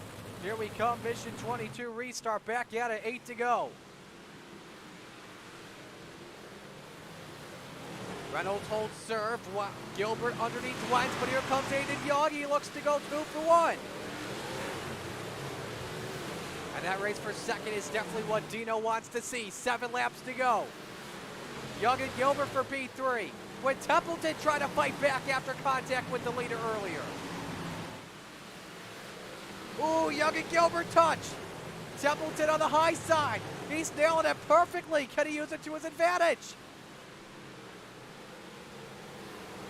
5 laps to go at Lucas Oil. And he does. Templeton's back up to P3. Next target is Logan Wentz. But Templeton is running out of time fast. Every lap is just about 15 seconds. 5 laps remain at Lucas Oil Speedway. Behind them, it's Grandy and Hine and Spangler. Shreves all for 7th. That battle happening once again. That's been a fun one from the drop of the green flag. 4 laps to go. Young on Templeton for 3rd. And Dean has lost the gap to Logan Wentz. Wentz is coming on him. 3 laps remaining. Can Dean Reynolds do it once again? Remember, he won the matinee earlier tonight. He won the retread race earlier this week. He's looking for the big block race for the old timers out there. 2 laps remaining. 3.5 tenths the gap between him and Logan Wentz. Here comes Templeton as he looks for 2nd. Caution! Solace, we're going to overtime. And Solace is going to put this one in the infield. You can tell with his reaction, he's not happy at someone.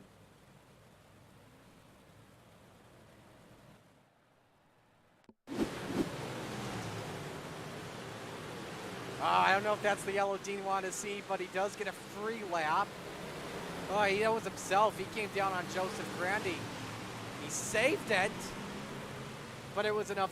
Okay, so I want to know how that is a yellow. Then when Bob D. Good got on his side, that wasn't a yellow. I don't know. But Dean Reynolds is looking for another win in the Coast to Coast Racing League. First attempt of a green-white checkered is coming up. He is trying to race the points. Top 5 in the 358 standings. Coming on in with his third place finish, he moved up 2 spots to third. Again, that is without the drops. Best finish on the year is 7th at I-55.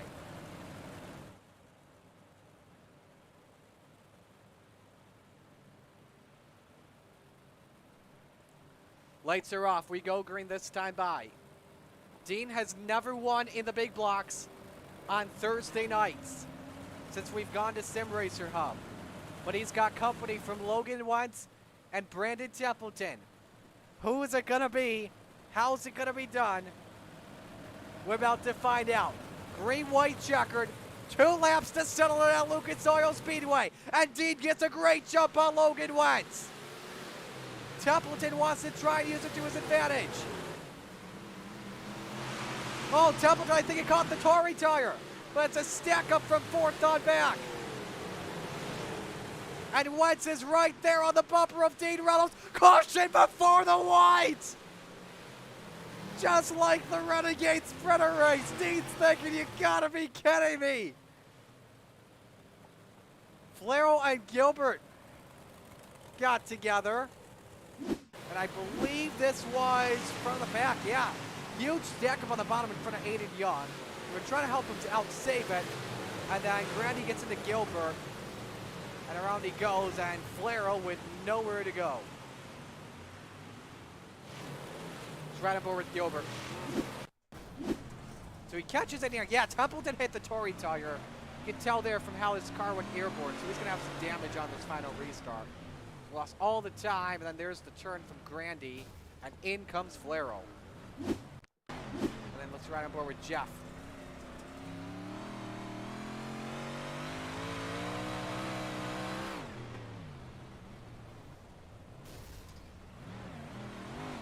Debo, no.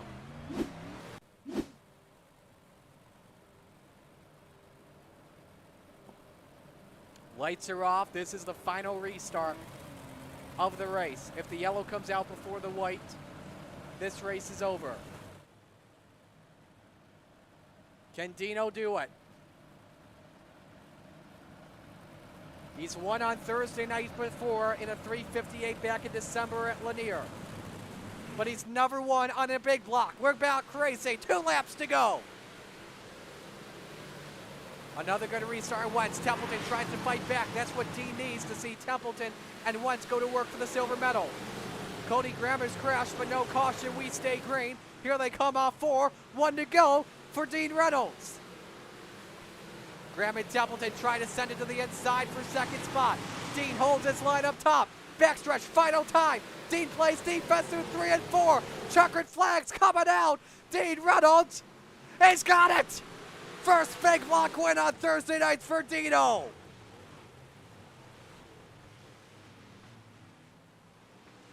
And Dean's gonna take this one in. There's gonna be a party with Buddy tonight.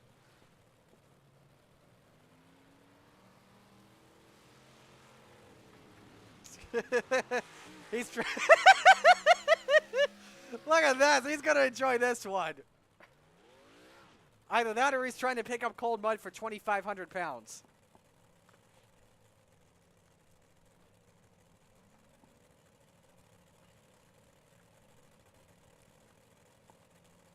Top 3 will pose for a photo. And then we'll talk with your top 3 in just a couple of moments.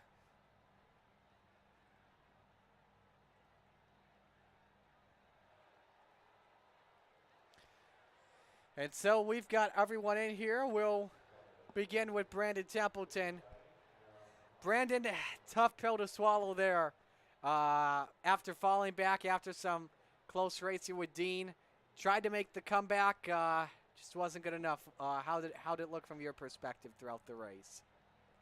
Well, it looked a lot more eventful from my perspective, that's for sure. It seemed like every lap something crazy was happening around me. So just glad to bring it home again, you know. Good to be on the podium, put the dirt track bank up there, get them some exposure, and finish it out.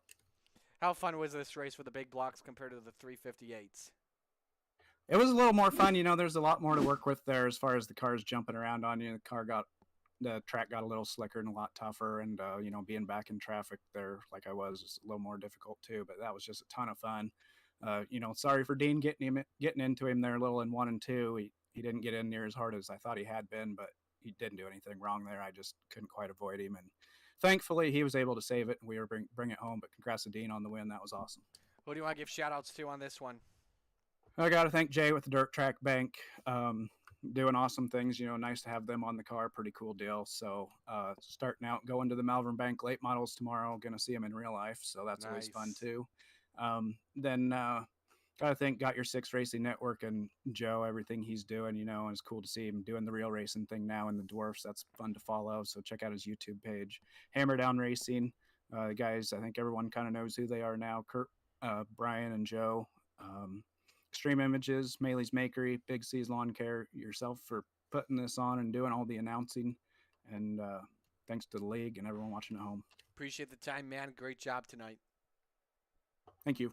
Brandon Templeton, our third place finisher. Let's go to Logan Wentz, our second place finisher. Logan, that was a good race tonight, man. You came so close to Dean. What more did you need for him?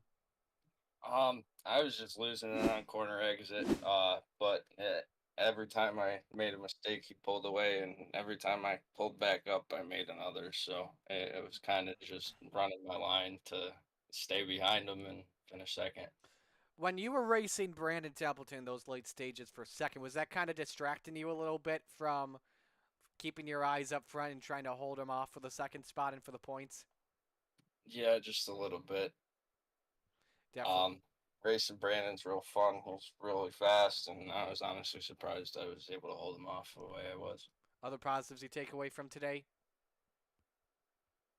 I'm just glad that I finished on podium. Had a real fast car. Got through all the wrecks real well. Ended up finishing 0 incident points, which I was kind of surprised because I thought I got into a couple people trying to avoid wrecks. Who do you want to give shout-outs to? I gotta give a shout out to Morano Racing, High Mom Lens, Capsule of Time LLC, Epilepsy Foundation of America, Dirt FX Designs for doing all my paints, and of course Coast to Coast for putting these races on for every week, and you for broadcasting them. All right, man, we'll let you go. Great job tonight, and wish you the best next week. Thanks, man. Logan Wentz finishes second. Now it's time to go to Extreme E-Speed Victory Lane to talk with the winner. Dean Reynolds gets it done. How about that, man? LFG, Marty, LFG. Well, that was unexpected. I mean, the draw helped a little bit. I really did not feel comfortable in the heat, but the feature, you know, with that track blown off, it felt better. It worked out your way. Both Brandon and Logan really gave you a good test throughout the race. Did the yellows, in your opinion, with the exception of the ones with 2 to go, did those yellows come out at the right time for you from your perspective?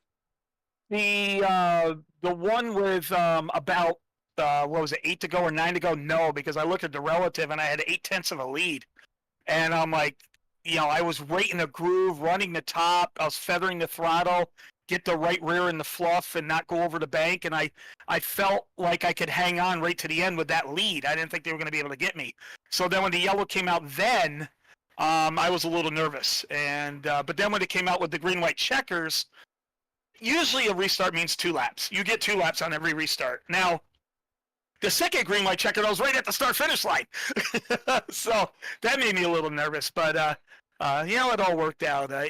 Brandon just tapped me a little bit, but that was just a racing deal because I didn't go in hard, and I know he probably had a good run and got me sideways a little bit, but he let off. I could hear him let off, which is, thank you to him, and that's a class act to do that. Let me straighten out and get racing again, and son of a bitch, Marty, I got a third and a first. I might have to have a beer. May have to have a beer. I said on the stream, this is going to be a party with Buddy tonight. Yeah, well, wherever the heck he is, he's still sleeping in these weird areas. So, but no, I mean, that was, Jeff got on and he said, sorry guys, I forgot to reset the track. And that's why I didn't realize that happened. You remember when I was watching the heats with you, I go, God, the track's weird. I don't know where to run. And usually it's normally top dominant. And maybe that helped out. I don't know, with the big blocks and the track being a little slicker, maybe it just helped it out a little bit. Who do you want to give shout outs to on the win? Oh, I got to thank the guys from Full Throttle Motorsports. My weakness is big block, and I'm just glad now to get my big block program a little bit better. And thanks to guys from Venom. And, even though we had bad luck, I got to give props to Isaac. When I was running the bottom of 1 and 2 for that first third of the race, Isaac said, Dean, you might want to go back up to the top of 1 and 2. It's coming back. And that's a class act with Isaac right there. He's running third in the race, and yet he's helping the guy in front of him. And he did that when I won at Lanier as well. That's really cool. He doesn't have to do that. We're running for points, but that shows you just how Isaac is and all those guys in Venom. It's really cool. Thanks to Brian Lawson from Magnum to do this wrap here. I ran another Brian Lawson wrap to see if I can have some good luck. Everybody at Coast to Coast really enjoy racing here, and especially in the modifieds. I really enjoy sponsoring the big blocks. I think it's the only way to call it the Super Dirt Car Series Big Blocks. I think that's the best way to do it. Always and is. Thanks to you, Marty, and I want to say congrats to Logan Wentz on his second place. His mom's going through a little bit of a health issue, and we're all thinking of him. And he's using the racing as his getaway a little bit, and we hope she has some good news at the end here. But congrats on him on a good night, and we're thinking of his mom. Absolutely, man. Well, hey, next drivers meeting for the Super Dirt Car Series race, you got to say, I finally won a big block in the best big block series. Yeah, and I enjoyed it. I mean, I got that win in the charity race there, but this is my first big block league win, and it's going to help in points. I'm 12th in points coming in, so I was kind of about ready to throw out the big block season, but I think I had a 0x, so I think I'm going to get 10 bonus points there, and maybe we can leapfrog somebody and maybe give her a shot. Dean, congratulations. Enjoy this one. Thanks, Marty. Appreciate it. Thank you, everybody. It was cool. I'm getting a lot of congratulations, and that really means a lot. I really like that. Thank you, guys. Here's a look at the results. Dean Reynolds with the win. Logan went second. Brandon Templeton third. Aiden Young fourth. And Jeff Sharp in fifth. Let's bring up the rest of the field. Here are the rest of the results. And you got Cody Graham, Isaac Salas, Trent Verstraeten, and Alex Pomelo amongst the bottom four. Step aside and take a quick commercial break. And when we come back, it's Asphalt Modified time. It's going to be Asphalt time with the Xfinity Series in Iowa on the Coast to Coast Racing Network.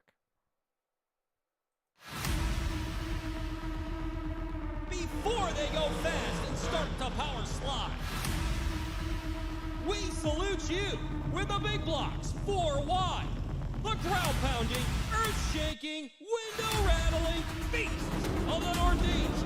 It's the Big Block Modified Super Dirt Car Series.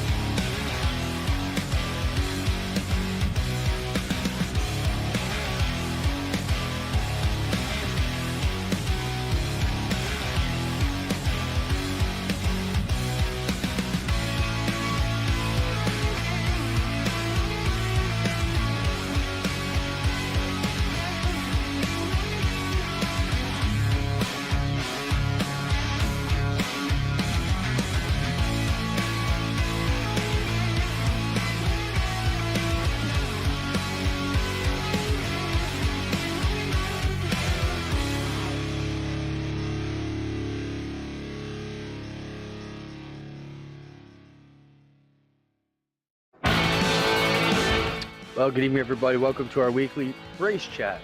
Adam Ross and Clinton Jeffrey are live and interactive every Tuesday night.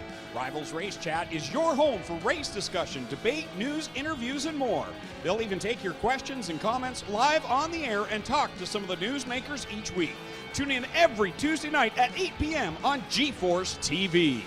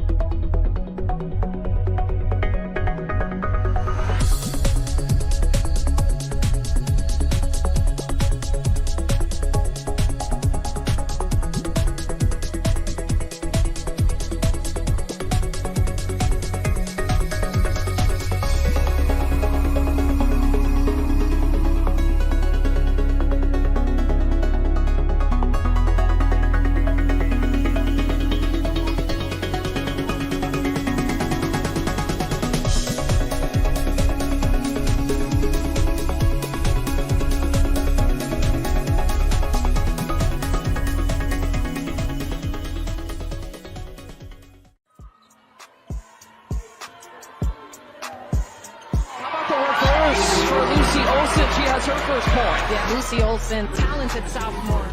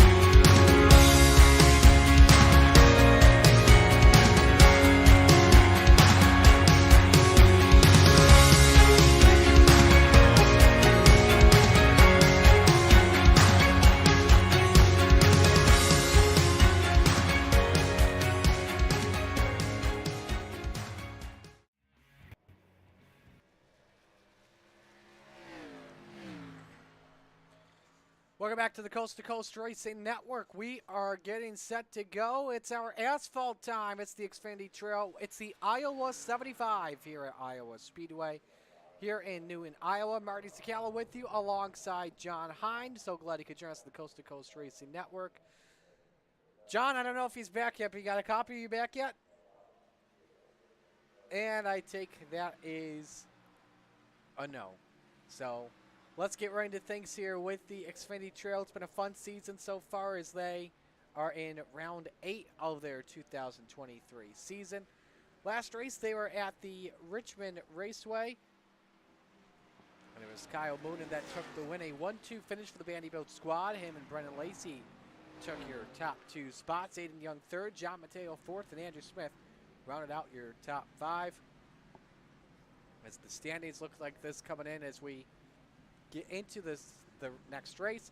Aiden Young still the only guy with 2 wins. We have got 6 winners in 7 races. Aiden Young with 2, Bob Light 1, Dwayne Simons with 1, Zach Chapman with 1, Doyle Lawrence 1, Kyle Moonen with 1. And then we got Colin Johnston, third in points, highest in points without a win, followed by Mark Gilbert, Jeff Kemper, Isaac Salas, Brandon Ishkanian, Jeremy Tate, Jacob Butcher. So should be in for a fun one. In case you don't know the Iowa Speedway, let's break this track down here for you. You can see it right here on your screen, a 7/8 mile racetrack. This is a track as well where any groove here is possible if you run it well. So qualifying just about set to go here for the Xfinity Trail. 5 minutes worth of qualifying here. We'll pull up the time on your screen. Your favorite drivers will be on the bottom.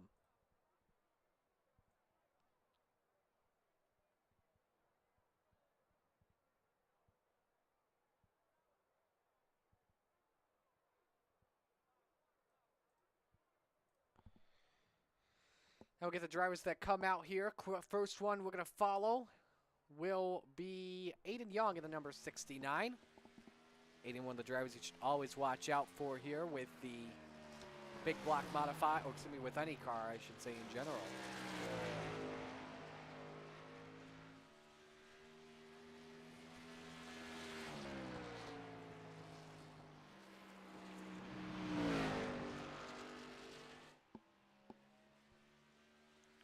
Lap number 1 for Aiden goes up on the board. He'll post the first pole time, sets the bar to 23:76. Jeremy Tate moves up to second. Bottom of your screen, purple means a pole lap, green means it's their best lap, orange means it's slower. Dan McLaren currently second, 23:85. Young could even better up his pole time here, and I think he will, from a 23:76 to a 23:73. Dan McLaren comes across. Oh, he's sideways off for 4. This lap won't go. But I think he does get across the line with a blistering lap. Ishkanian drops to 5th. Colin Johnston moves up to 2nd after his time. Ishkanian better in Sector 1, but off in Sector 2, way off. Matthew Robinson, 17th quick on lap number 1. The 34.97, very slow lap off the pace. We're just trying to get the car up to speed.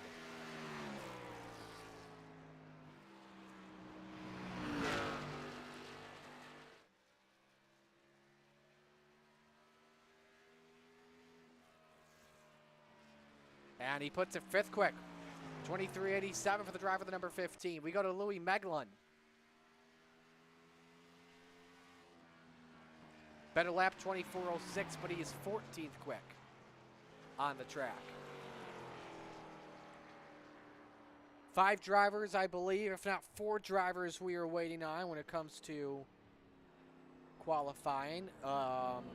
Zach Chapman and Dwayne Simons will not be qualifying on this one. So all we're just waiting on is our Jim Bowie, Peter Thompson, and if he is racing with us, Roger Craig. Roger is in race control.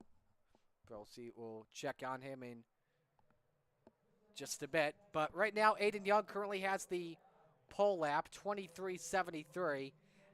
Johnny, back yet? You got a copy? I do. Ah, okay, good. He's got us now. So Alrighty, John. So as we get set for this one, what is going to be the main key for these drivers here? Tires. They're going to have to keep their tires under them for their runs here. This is a track that's pretty abrasive. It's a track that invites you to overdrive the corner. When you do that, you cook the right front. And next thing you know, you're putting a lot of wheel into it, and the back end will start to step out. And then you're cooking the right rear. So this is a track that you got to be smooth, very, very smooth. Hit your marks. Even though it looks like you can drive in a little further than probably what you can, you just got to let the car roll. The people that can roll the center of these corners are going to do very well tonight. Bob Pockris, we just got confirmation the track does have lights as they have just come on here at the Iowa Speedway. This is a track that, when you look at it the first time, it looks a lot like Iowa. It looks a lot like Richmond. But then when you're driving it, it's a whole nother ball game for sure. Yeah, the scary thing is it's even faster than Richmond. You just really keep your momentum. This with the banking that you have here to work with, you really keep your momentum up. And breaking the momentum too that can be a double-edged sword. You break it, if you're in a pack, you can lose 2, 3, 4 spots pretty quick. Absolutely. So nobody else will qualify. Aiden Young is your pole sitter for this one at a 23.73. Colin Johnston at a 23.80. Dan McLaren 23.85. Same with Isaac Salas. I think when you look at Aiden here, John, I think he's that guy that really likes to save tires. Yeah, and the part of that comes from is the way he drives. He's really, really smooth, and he gets around the track just quite well. And yeah, he'll be one I think to watch here tonight for sure. And so with that being said, we are set for our first feature, or for our final race of the evening. Let's meet the field in the Super Dirt Car Series starting lineup. On the front row is Aiden Young in the 69, the New Hampshire Rocket, next to Colin Johnston in the 13. Row number 2, Dan McLaren in the number 88, and Isaac Salas in the 5. Row 3 is Matthew Robinson in the 15, and Brandon Ishkanian in the 19. Row 4, Neil Strauss in the astronaut in the 68, and Tim Chapman in the 37. Row 5, Jacob Butcher in the 85, and Jeremy Tate in car number 8. And in row 6, Jeff Kemper in the 181, and the Outlaw Preston Cranber in the 07. Row 7, Brian Lawson in the 9, and Louis Beglin in the 50. Row 7 is row 8 rather, Andrew Smith in the 79, and Pat Boyce in car number 41. That's row 8, excuse me. Row 9 is the Desert Demon, Terry Landis, coming off his huge win last week. Next to him is Mark Gilbert in the 76. Row 10, Zach Chapman in the 72, Dwayne Simons in the 025, Roger Craig in the 747, Peter Thompson in the 04, Jim Bowie rounds up the field in the 058.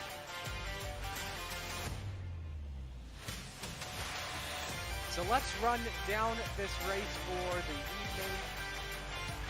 75 laps. That is 65.6 miles, just about. And I believe these drivers will have to stop in this race, John, if we have a long run under the green flag. Yes, they will, and they'll take tires and whatnot, and a lot of them will break it into half or maybe even thirds to do that, depending on what their fuel gauge is, because they don't have a fuel load here, so they are going to have to make stops for sure. Got a pick on who you think's going to win? I'm gonna go with my my buddy and my teammate here, not to sound like a homer, but man, he really knows how to get it done on these tracks, so I'm gonna go with Aiden. I think Aiden's the smart pick here, the wise pick. There's another guy you want to go for the guys that are committed on asphalt, and that's either Robinson or Ishkanian. I would go with them to win, but I believe we've got 2 pace laps here at Iowa Speedway.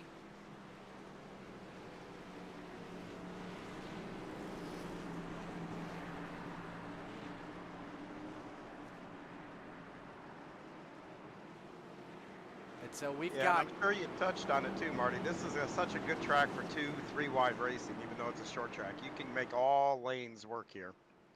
So we'll have 19 drivers that will be taking the green. Actually, we'll have 20 drivers that will be taking the green. We told you Zach Chapman is starting from the rear of the field.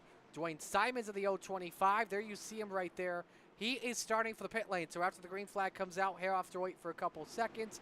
Then he can be released per iRacing rules.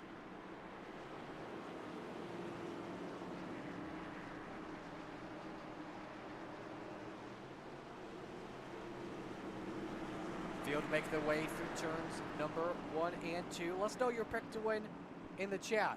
As we're in for a good one this evening at Iowa Speedway. And this always will be a special track for me. I actually got my first tour mod win here in iRacing open servers. It was pretty cool.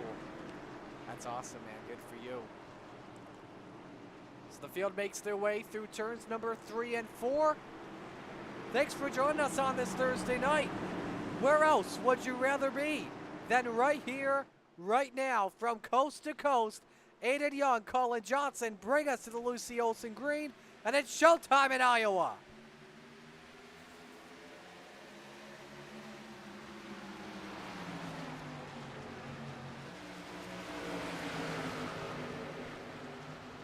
Young gets a great jump off of turn number 2. Colin Johnson falls back into second. McLaren takes a peek underneath that runner-up position.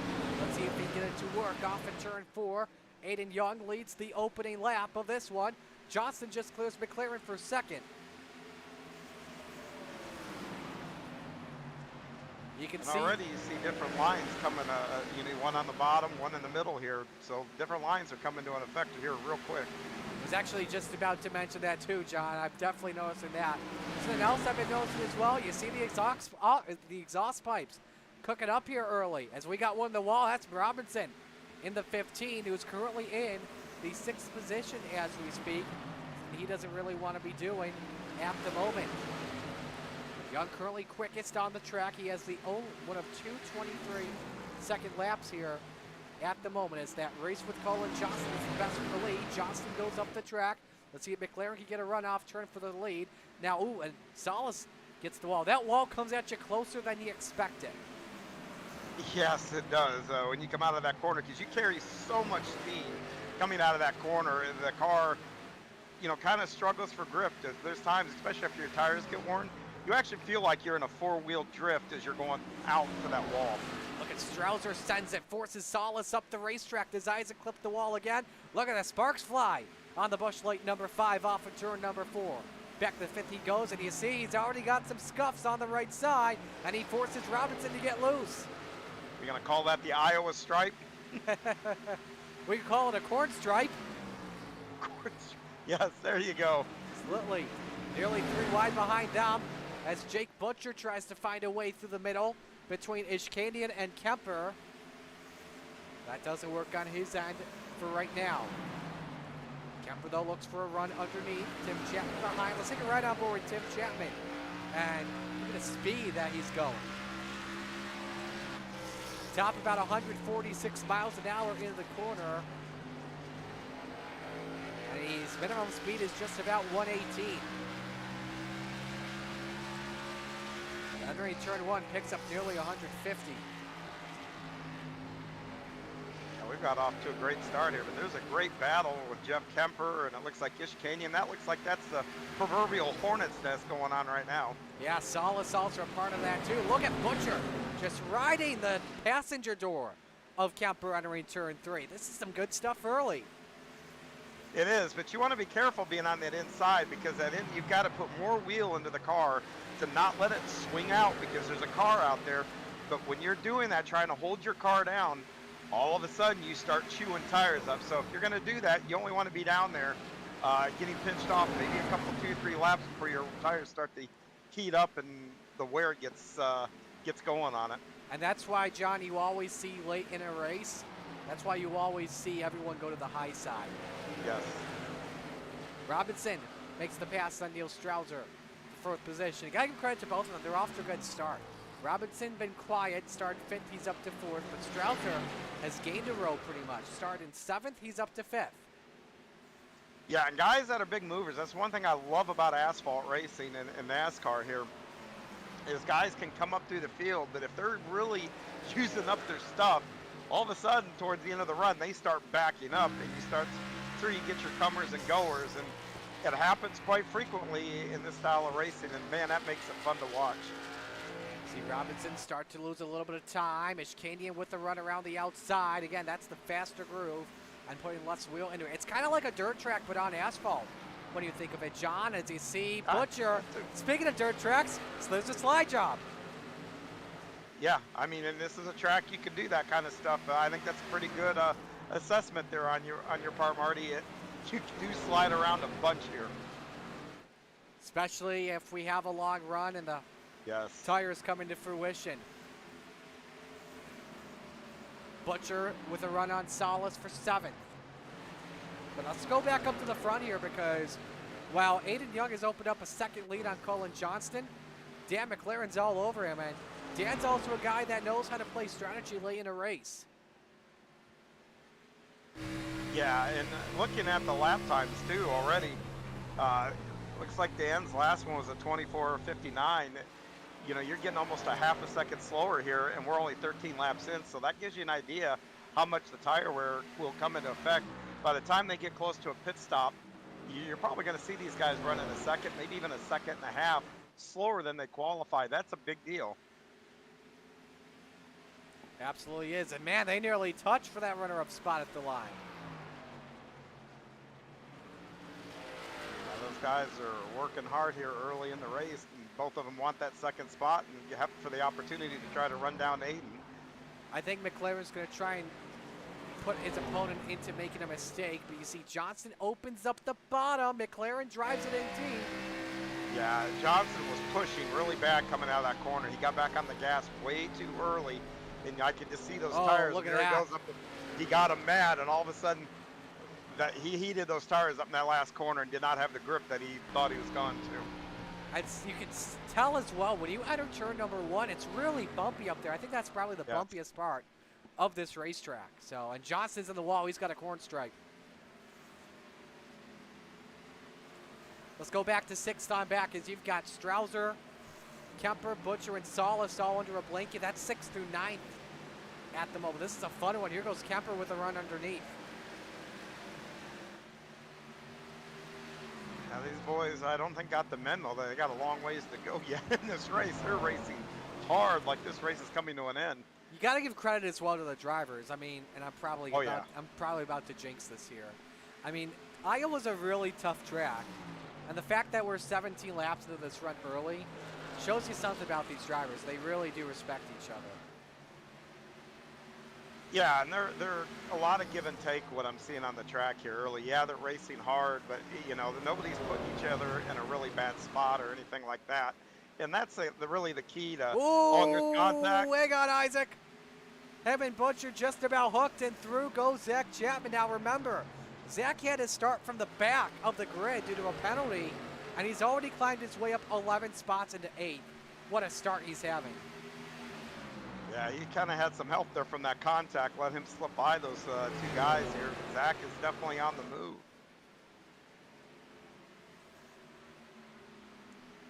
So 18 laps in the books here at the moment. Aiden Young's led all the laps here so far. 1.3 second advantage on Dan McLaren. He's approaching Dwayne Simons. That's the first lap car. Far away is Pat Boyce, the next one. Now, again, keep in mind, Simons did have to start from pit lane, so he had that huge disadvantage. Chapman about to take out another in Neil Strouser. Yeah, Zach's hooked up. Ooh, Strouser got the bumps in turn 1.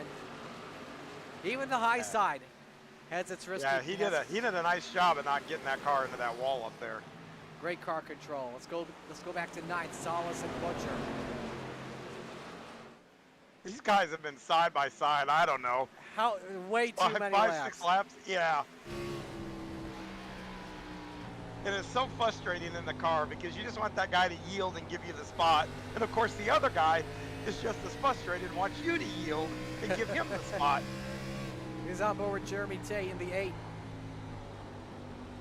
He's kept the car in the mid-pack, started 10th, back in the 11th position. We got one in the... Oh, look out. Oh, Butcher big. up in the wall. We got to stack up. And Butcher is around, and same with Meglin through the grass. Can he save it? Back up the racetrack, and we'll have our first caution. Actually, maybe not. We'll stay green.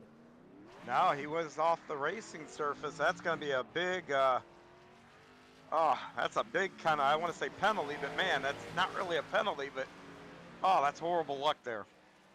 Really is. Let's show you a replay. Butcher catches the wall. Tate gets forced in by, I believe, is that Cranmer in the 07 or is that Robinson? Actually, not Robinson. I can't recall who that gray car is.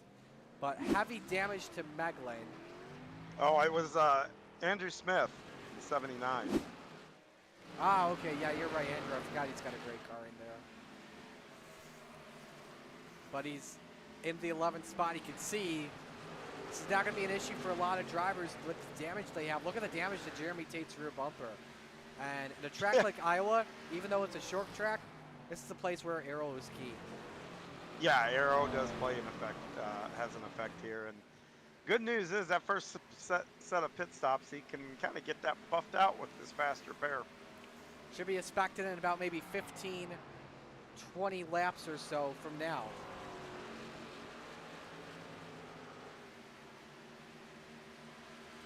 Yeah, who would have thunk we might have had green flag pit stops, so green flag run all the way to the first pit stop. It'll be interesting to see if guys opt for tires or if they're just going to gas and go or take 2 tires. They got some opportunities to go outside the box, maybe to make up some ground. Like I said, 1.5 seconds, you know, now you're almost up to a second, or just even now, of lap time slower than what you qualified. So a new set of tires, 15, 20 laps of that, that's a big difference. Well, we should mention, too, we are seeing some drivers play some strategy. The Epsilon Sprint Wrap drivers, 2 of them. Obviously, Jacob Butcher had the damage. But I can't recall Preston Cranmer being involved in that incident one bit.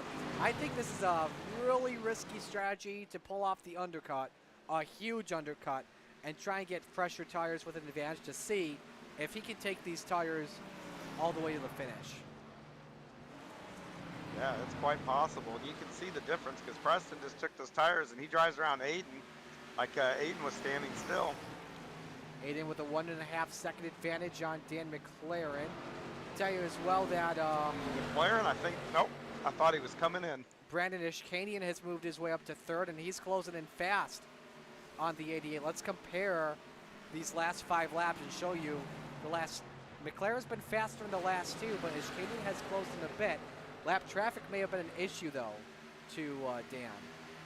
Yeah, and Ishkanian has got a little of a big mo on his shoulder here. He won the late model stock race last night, so he actually texted me. He was pretty jacked up about it, so good for him here. And when you get the big mo, that's always good for a 10th or 2.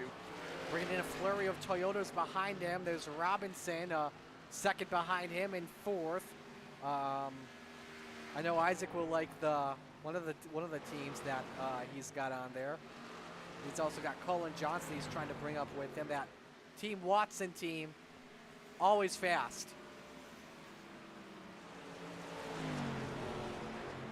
Let's go to the 9th spot here. There's Neil Strauser, Andrew Smith, Jeremy Tate. Mark Gilbert as well has been very quiet, but he's been on a roll, just been saving some tires here as he makes his way up to 11th past Jeremy Tate. Yeah, you're starting to see comers and goers here, guys moving up, guys starting to struggle with their handling. See as well, let's want to go back to Andrew Smith, as you mentioned as well. All the damage. I think he probably took the second worst damage of everyone. We know the first was obviously Meglin in the 50. That rear bumper is gone. Yes. And somehow he's in the 10th position. Look at this, Strauser up the racetrack. Again, Strauser's been struggling up there. I've been watching him for a couple of laps. I think he used his tires up too quickly. Yep. Oh, and Pat Boyce just entered pit road. You can see the pit time as well on the bottom of your screen. If those drivers are in for, I believe, 60 seconds, if not 30 seconds, they will disappear. I'm talking about the pit stop time. So the Salty Dog member brings it in. 4 tires and fuel, the strategy. Aiden's lost some time, too, to Dan McLaren. That gap has come down slightly. It was 1.5 seconds to now a second. I think Aiden may be preparing to come in momentarily.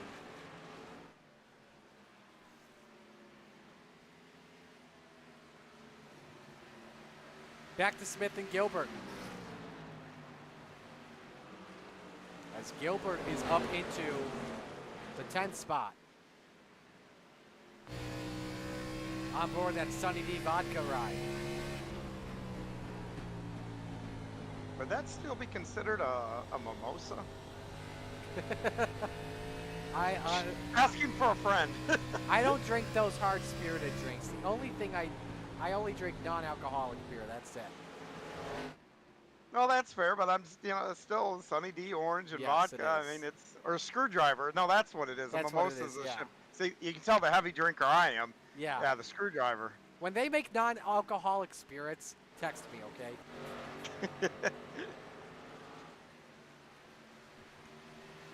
Because I'm an NA beer guy. I got Heinekens and Coronas in the fridge.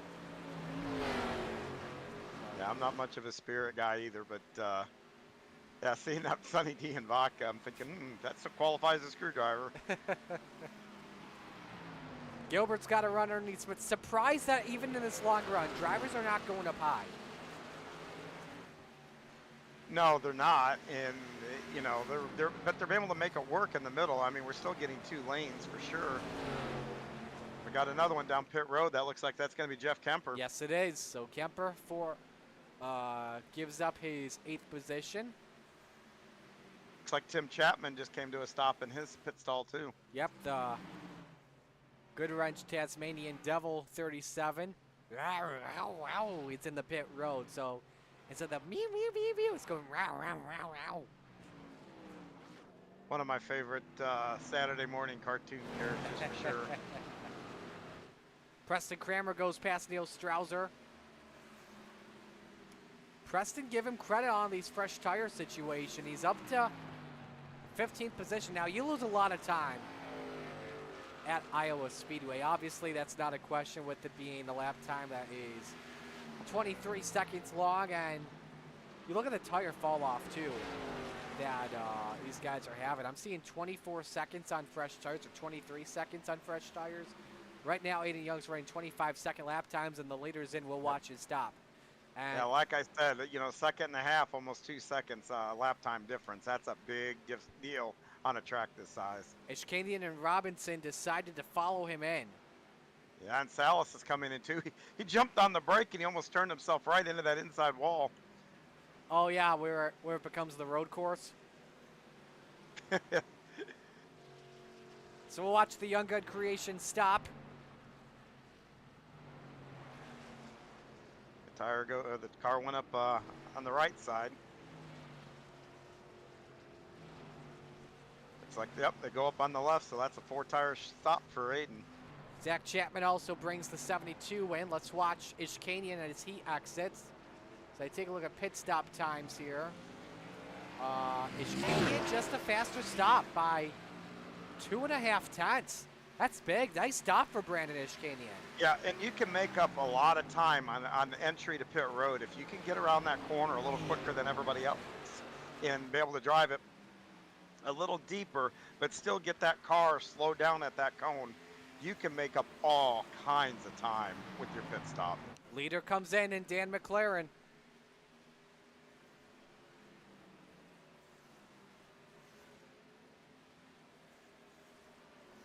And just a reference point, Aiden rejoins the field in 9th place when he got back out there. And for those who wonder if you're keeping score at home, that is 7 seconds ahead of Preston Kramer. So the strategy didn't really work the best for the Ayla Outlaw, but did gain him some really good time. It did, but now Aiden is going to start probably driving away from him because Preston had, what, 10, 11 lap older tires. Oh, he will. Let's pull up the map here on your screen to show you where Aiden is on the racetrack. And he's coming. 69 car just passed him. Yeah, it looks like Aiden got through his pit cycle a little bit better than the 88 because the 88 is going to come out significantly further back than what he was. Yeah, McLaren and Ishkanian each had 14.9s.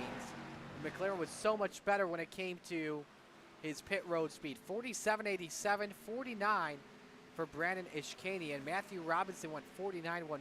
So I think, in my opinion, the big winner on pit road is Dan McLaren. And with a lap, I believe, as well, 3 laps to say the least, of fresher tires. Will that work for him? Can the overcut work to McLaren's advantage now is the question. I think it might, actually. That's a great point. Aiden's going to be slowing down a couple laps before McLaren does, logically thinking. So that might create an opportunity. If he can close up on Aiden right now while the good is still in those tires without using them up too much, that'll really play dividends at the end of this run. So Andrew Smith just brought the 79 in. Use a quick repair. This gives Terry Landis the race lead, who's had, again, we mentioned it earlier on, a heck of a week.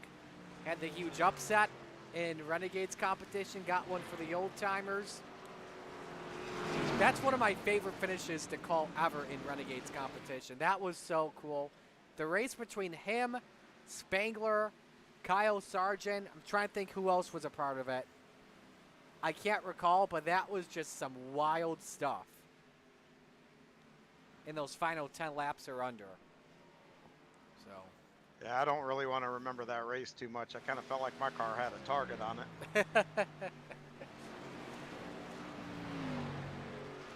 Gain as well, wow, had a lot of response to Dean Reynolds' win. Gary says, way to go, Dean. Joe says, nicely done, Dean. And then Joe says, Marty, when are you interviewing Lucy Olson? Roland, if you're watching, schedule it. We'll put it on the Coast to Coast Racing page.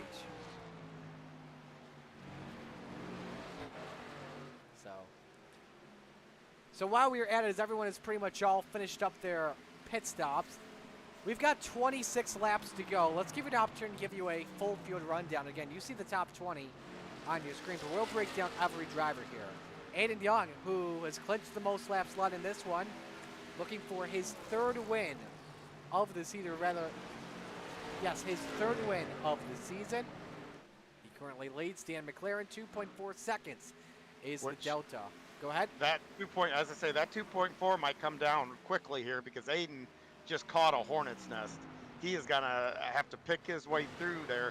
This is going to give McLaren and those little bit fresher tires a big opportunity here. It's Mark Gilbert he's working on. Rest of the field, Brandon Ishkanian is 3rd, Matthew Robinson 4th, Colin Johnston rounds out your top 5. Zach Chapman is 6th, Jeff Kemper 7th. By the way, Chapman as well is started 19th. He's in the 6th spot. Isaac Salas is 8th. Jake Butcher is 9th. That's the huge battle that John was talking about. Him, Brian Lawson, Andrew Smith. That's all for the 9th spot. Add in Tim Chapman, Jeremy Tate, Mark Gilbert. The final drivers on the lead lap. First car a lap down. It's Terry Landis in the 15th spot. Pat Boyce currently scored in 16th. Neil Strauser is running 17th. Louis Meglin 18th, and did I just hear someone sideways? It was Tim Chapman. Yeah, Tim Chapman right next to the leader. Oh, my. Great save. What a save. Neil Strauser, I believe. Someone better. I hope somebody's in that Gambler channel telling Aiden to go ahead and breathe. Chapman falls back to the 14th position. Louis Meglin in 18th, still with the front end damage. 19th, Dwayne Simon. So starting in pit road has not really helped him one bit. Preston Cranmer is currently in the 20th position. He just had to make another stop on lap 47. So splitting half and half has not worked out for the Outlaw all too well today. Yeah, and I'm going to tell you, that traffic held Aiden up. McLaren is really Oh, man. close. And look at that. Jake Butcher just threw a huge block on him. Yeah, I would not be a happy camper. I don't know if he just got that back loose and was trying to catch it, but if he was blocking, yee. Yeah. Would not have been good one bit.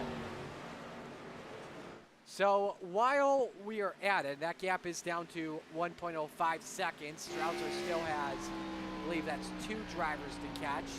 One is going to let him go, I believe, in Mark Gilbert. The other is Neil Strauser. While we're at it, let's give you your schedule for what's coming up. And this schedule is brought to you by Dylan Westbrook Racing. So for week 5 of the Coast to Coast Racing Network, Monday we are at the Lernerville Speedway for Monday Night Madness. Get the fall off count ready and get the photos and videos ready. It should be a fun one. That's at 8 p.m. with our 360 sprinters on the Coast to Coast Racing Network. Tuesday, Topside Tuesday, brought to you by Coolray. We've got the Pro Late models at Kokomo. And then the truck, the truck trail at Martinsville Speedway. That broadcast also begins at 8 p.m.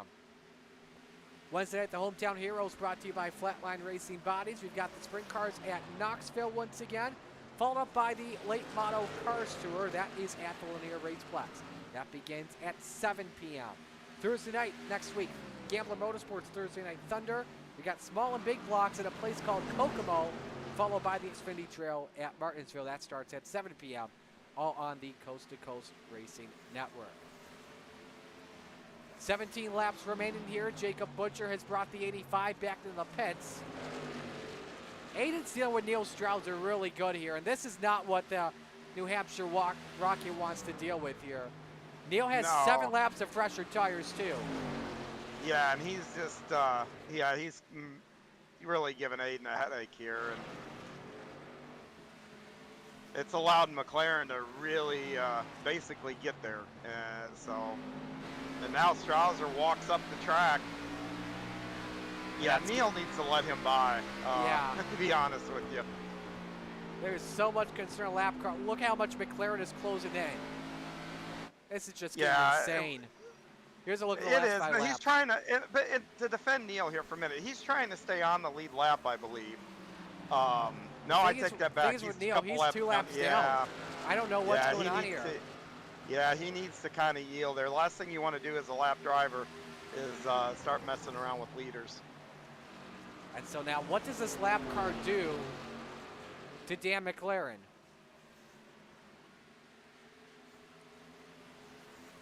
If I'm Neil, go up to the top. I don't know what's going on. He just drives right back in there on Aiden there. And Neil as well. Nearly took Aiden out. So we'll check on that in just a moment. There is a battle developing for the 5th spot. Zach Chapman, unbelievable charge up to the 5th spot. And it's pulling away from Colin Johnston. So we're all focused on the race for the win. 12 to go here at the line. Yeah, I still can't believe Neil's not getting out of the way here. And I think he should get out of the way here for Dan McLaren as Strauser stuck up on the neutral groove. Ooh, this is tight. And it pinches McLaren down here a little bit. If I'm McLaren, find a way to pinch Strauser up in the wall. I'm not going to go that far, but yeah, I can guarantee it, my blood temperature, if I'm in that 88 or if I was in that 69, would be climbing. Yeah, it'd be red hot, just like the color scheme of McLaren right now. 11 to go. That gap is still consistent for Dan, but now he goes up the track. Man, he's got to be furious. Yeah, because he's putting a lot of heat in those tires trying to complete this pass because he's got that wheel turn, so he can't use the whole track. He can't swing out. Looks like I thought he was going to have him clear, but here comes Strauser. Now, he just shut the door right in his face. That's what you got to do. And now look at this. Strauser tries to fight back. McLaren shuts. Yeah, I think Dan used his tires up all on Neil there. And now Aiden's got Brian Lawson to deal with.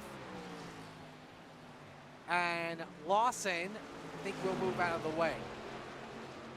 Yeah. So now how much time did Soupy lose? There you see it right there. Even though Aiden was a little bit slower, the tires may have been a factor. Yeah, well, Aiden was trying to make a pass there too, so after the 88 gets around the 9 here, then we'll be able to probably get a good idea who's a little quicker than who. How about this race for 6? Colin Johnson. Isaac Salas closest battle on the racetrack. Ooh, Johnson up the racetrack. He hit that bump entering turn 1. Nice move from the Salsa man.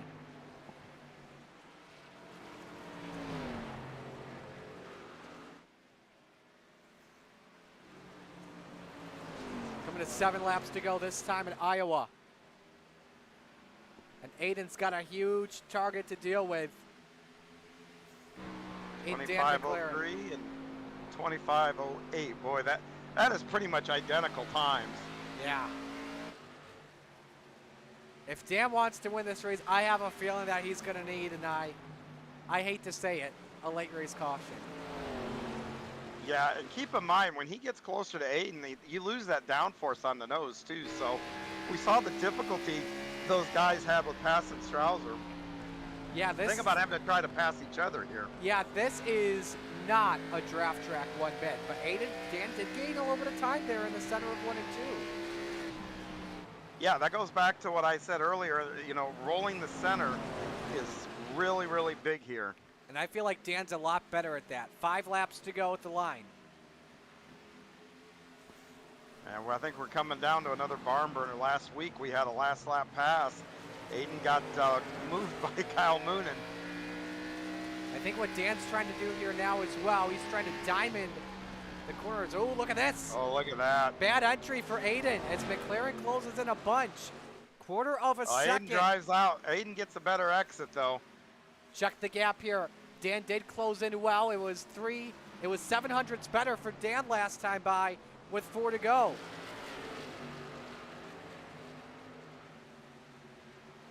Both men driving it as hard as they possibly can, entering the home stretch. Wow. Man, great corner from McLaren again in turn 3.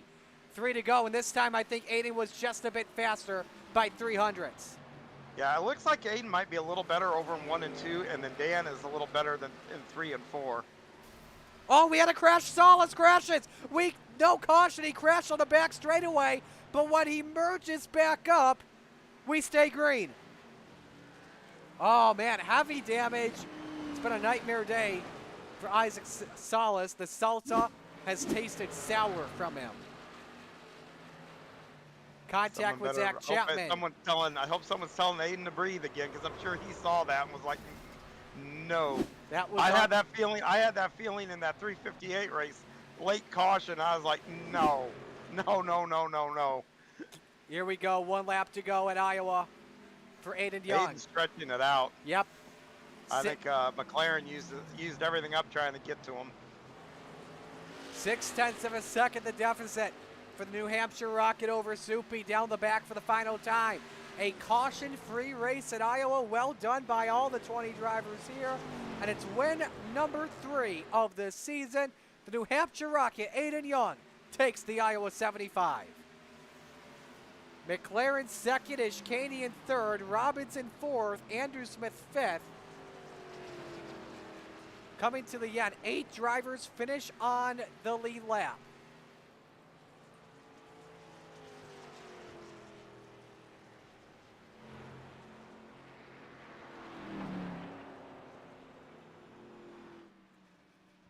Wow.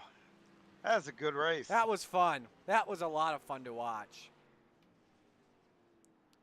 So he'll do some burnouts and maybe the next time we come here, they can race here on this Legends track here. yeah, that'd be fun to watch. I've seen streeters race on the Charlotte Legends Oval. That is crazy. Well, when I first joined iRacing, we took Tour Mods. iRacing took Tour Mods to the Charlotte Oval, or the Legends Oval there. Just bringing on in Dan McLaren. That's the top 3 pose. Aiden's going to do some burnouts here in just a matter of moments. Needs to get his picture. Yeah, he needs his winner's photo. So, all right, we'll begin with our 3rd place finisher, Brandon Ishkanian. Brandon, a fun one for you tonight. How was the car in the long run, and did you have it set up for it? Man, contrary to, well, yes, ultimately, Highline in Iowa is always the fast line. If anybody who knows me knows that I love the outside line at any track. I don't care what track it is, as long as it's feasible. So, yeah, man, I love to run the outside here. It seemed a little bit surprising as well that not a lot of drivers decided to run the Highline tonight. It was pretty much you and the Watson team as a whole.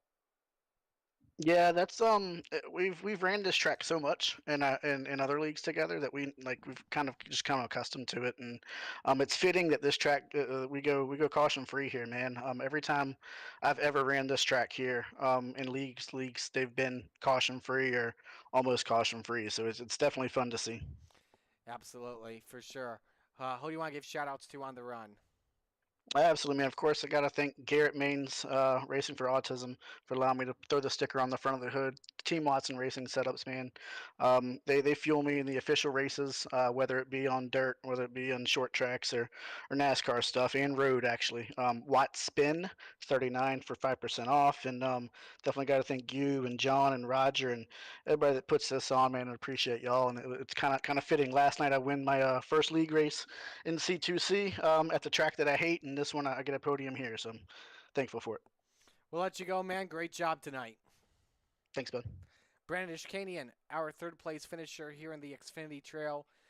Dan McLaren, let's go to him, our second place finisher tonight. Dan, I have a feeling I know the answer to this one, but what more did you need for Aiden in this one?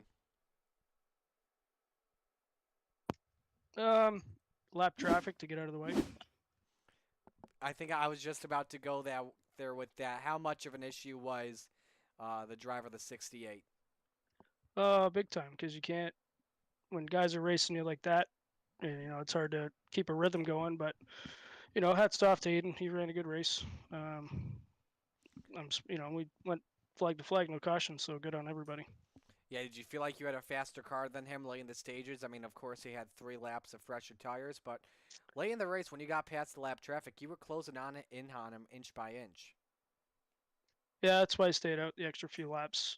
That way, I had a little bit fresher tires on him, but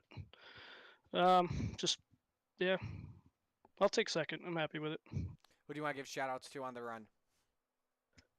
First off, I would like to thank all the guys at Venom Racing, Brian Lawson for giving me a pretty sweet paint scheme for tonight's race. Wildstar Custom Fabrications, Coast to Coast Racing League, and you guys for putting on this awesome broadcast. All right, man. We'll let you go. Great job tonight, and best of luck next week. Thanks, guys. Cheers. Dan McLaren, our second place finisher, and let's go to Extreme E-Speed TV Victory Lane. Your race winner, Aiden Young, tonight. Aiden, heck of a win, but you had a challenge late in the race from lap traffic as well as Dan McLaren. That had been a fun one. Yeah, it was pretty fun. Just got to get through him better than he can and try to run away. Walk us through this race as a whole for you tonight. Yeah, I knew you could probably get it on one stop. Just mattered on when you did the one stop and when others did. Did you expect this race to have a bunch of cautions? Not really. They've all been pretty clean lately, so I figured we might go green to check it. Definitely an awesome one for sure. Any other positives you take away from this one? Yeah, just finally got it done again. Absolutely. Next week, Martinsville Speedway. I think it's safe to say that I'm glad we made this a caution-free one in advance of what's probably going to happen next week because it's Martinsville. Yeah, that one's going to be a little crazy. What's the outlook look like for that one? How are you feeling about that going in? Yeah, I'm okay at Martinsville. Might need to practice a little bit, but I think we'll be okay. Alrighty. Who do you want to give shout-outs to on the win? Yeah, I got to thank Gambling Motorsports as always. Obviously, you guys for broadcasting. Obviously, everyone that supports me, and obviously my family for letting me do this. Congratulations on this one, man. We'll let you go. Win 3 on the year. Thank you. Aiden Young, he's your winner in Extreme E-Speed TV Victory Lane. Man, he's going to be the favorite for the championship this season, John, without a question. Yeah, he is. He's steady. He's consistent. He's basically been fast everywhere we've gone. So he is. He's the guy to beat. I think at this point here. So, something I think we'll really have to turn for that not to be the case. But there's a lot of good guys in this field, and they constantly get better. I mean, Dan McLaren tonight was right there keeping them honest. So I mean, I wouldn't rule out any of these guys, but I do think Aiden is the guy to beat. But I do think these guys can give him a run for his money though. Absolutely. Your official results on your screen. Aiden Young, the winner. Dan McLaren, second. Third, Brandon Ishkanian. Fourth, Matthew Robinson. Fifth, Andrew Smith. Sixth, Colin Johnston. Seventh, Zach Chapman. Eighth belonged to Jeff Kemper. Ninth, the Mark Gilbert. And 10th, Brian Lawson. Those are the 20 drivers that took part in this race. So, next week should be a good one here, John, on Thursday Night Thunder. Kokomo and Martinsville. Tight racetracks. And a lot of quick times, but they're fun as a whole. They are, and it's all about getting into that rhythm and at those tracks. So if there's a lot of cautions, it's going to be hard for guys to get into the rhythm. If they can go green, which I wouldn't put it past these guys. Like I said, they're getting better each and every week. This is not a easy track to go caution free on, and they did it. So um, yeah, they're going to have to be practicing a little bit and get some time in. I'm looking forward to running the truck there on Tuesday. um, it'll be a fun week here on C2C for sure. Absolutely. So we will bid adieu here for this evening on behalf of Coast to Coast Racing League, Extreme eSpeed TV, Flatline Racing Bodies, all the fine drivers and sponsors. Roger Craig, Preston Kramer, the fine crew of admins. On behalf of Dean Reynolds, John Hine, Marty Scallett sign off. Our booth won tonight. Dean Reynolds, the big block, John Hine, the small block, and Aiden Young in the Xfinity Trail. So long, everyone.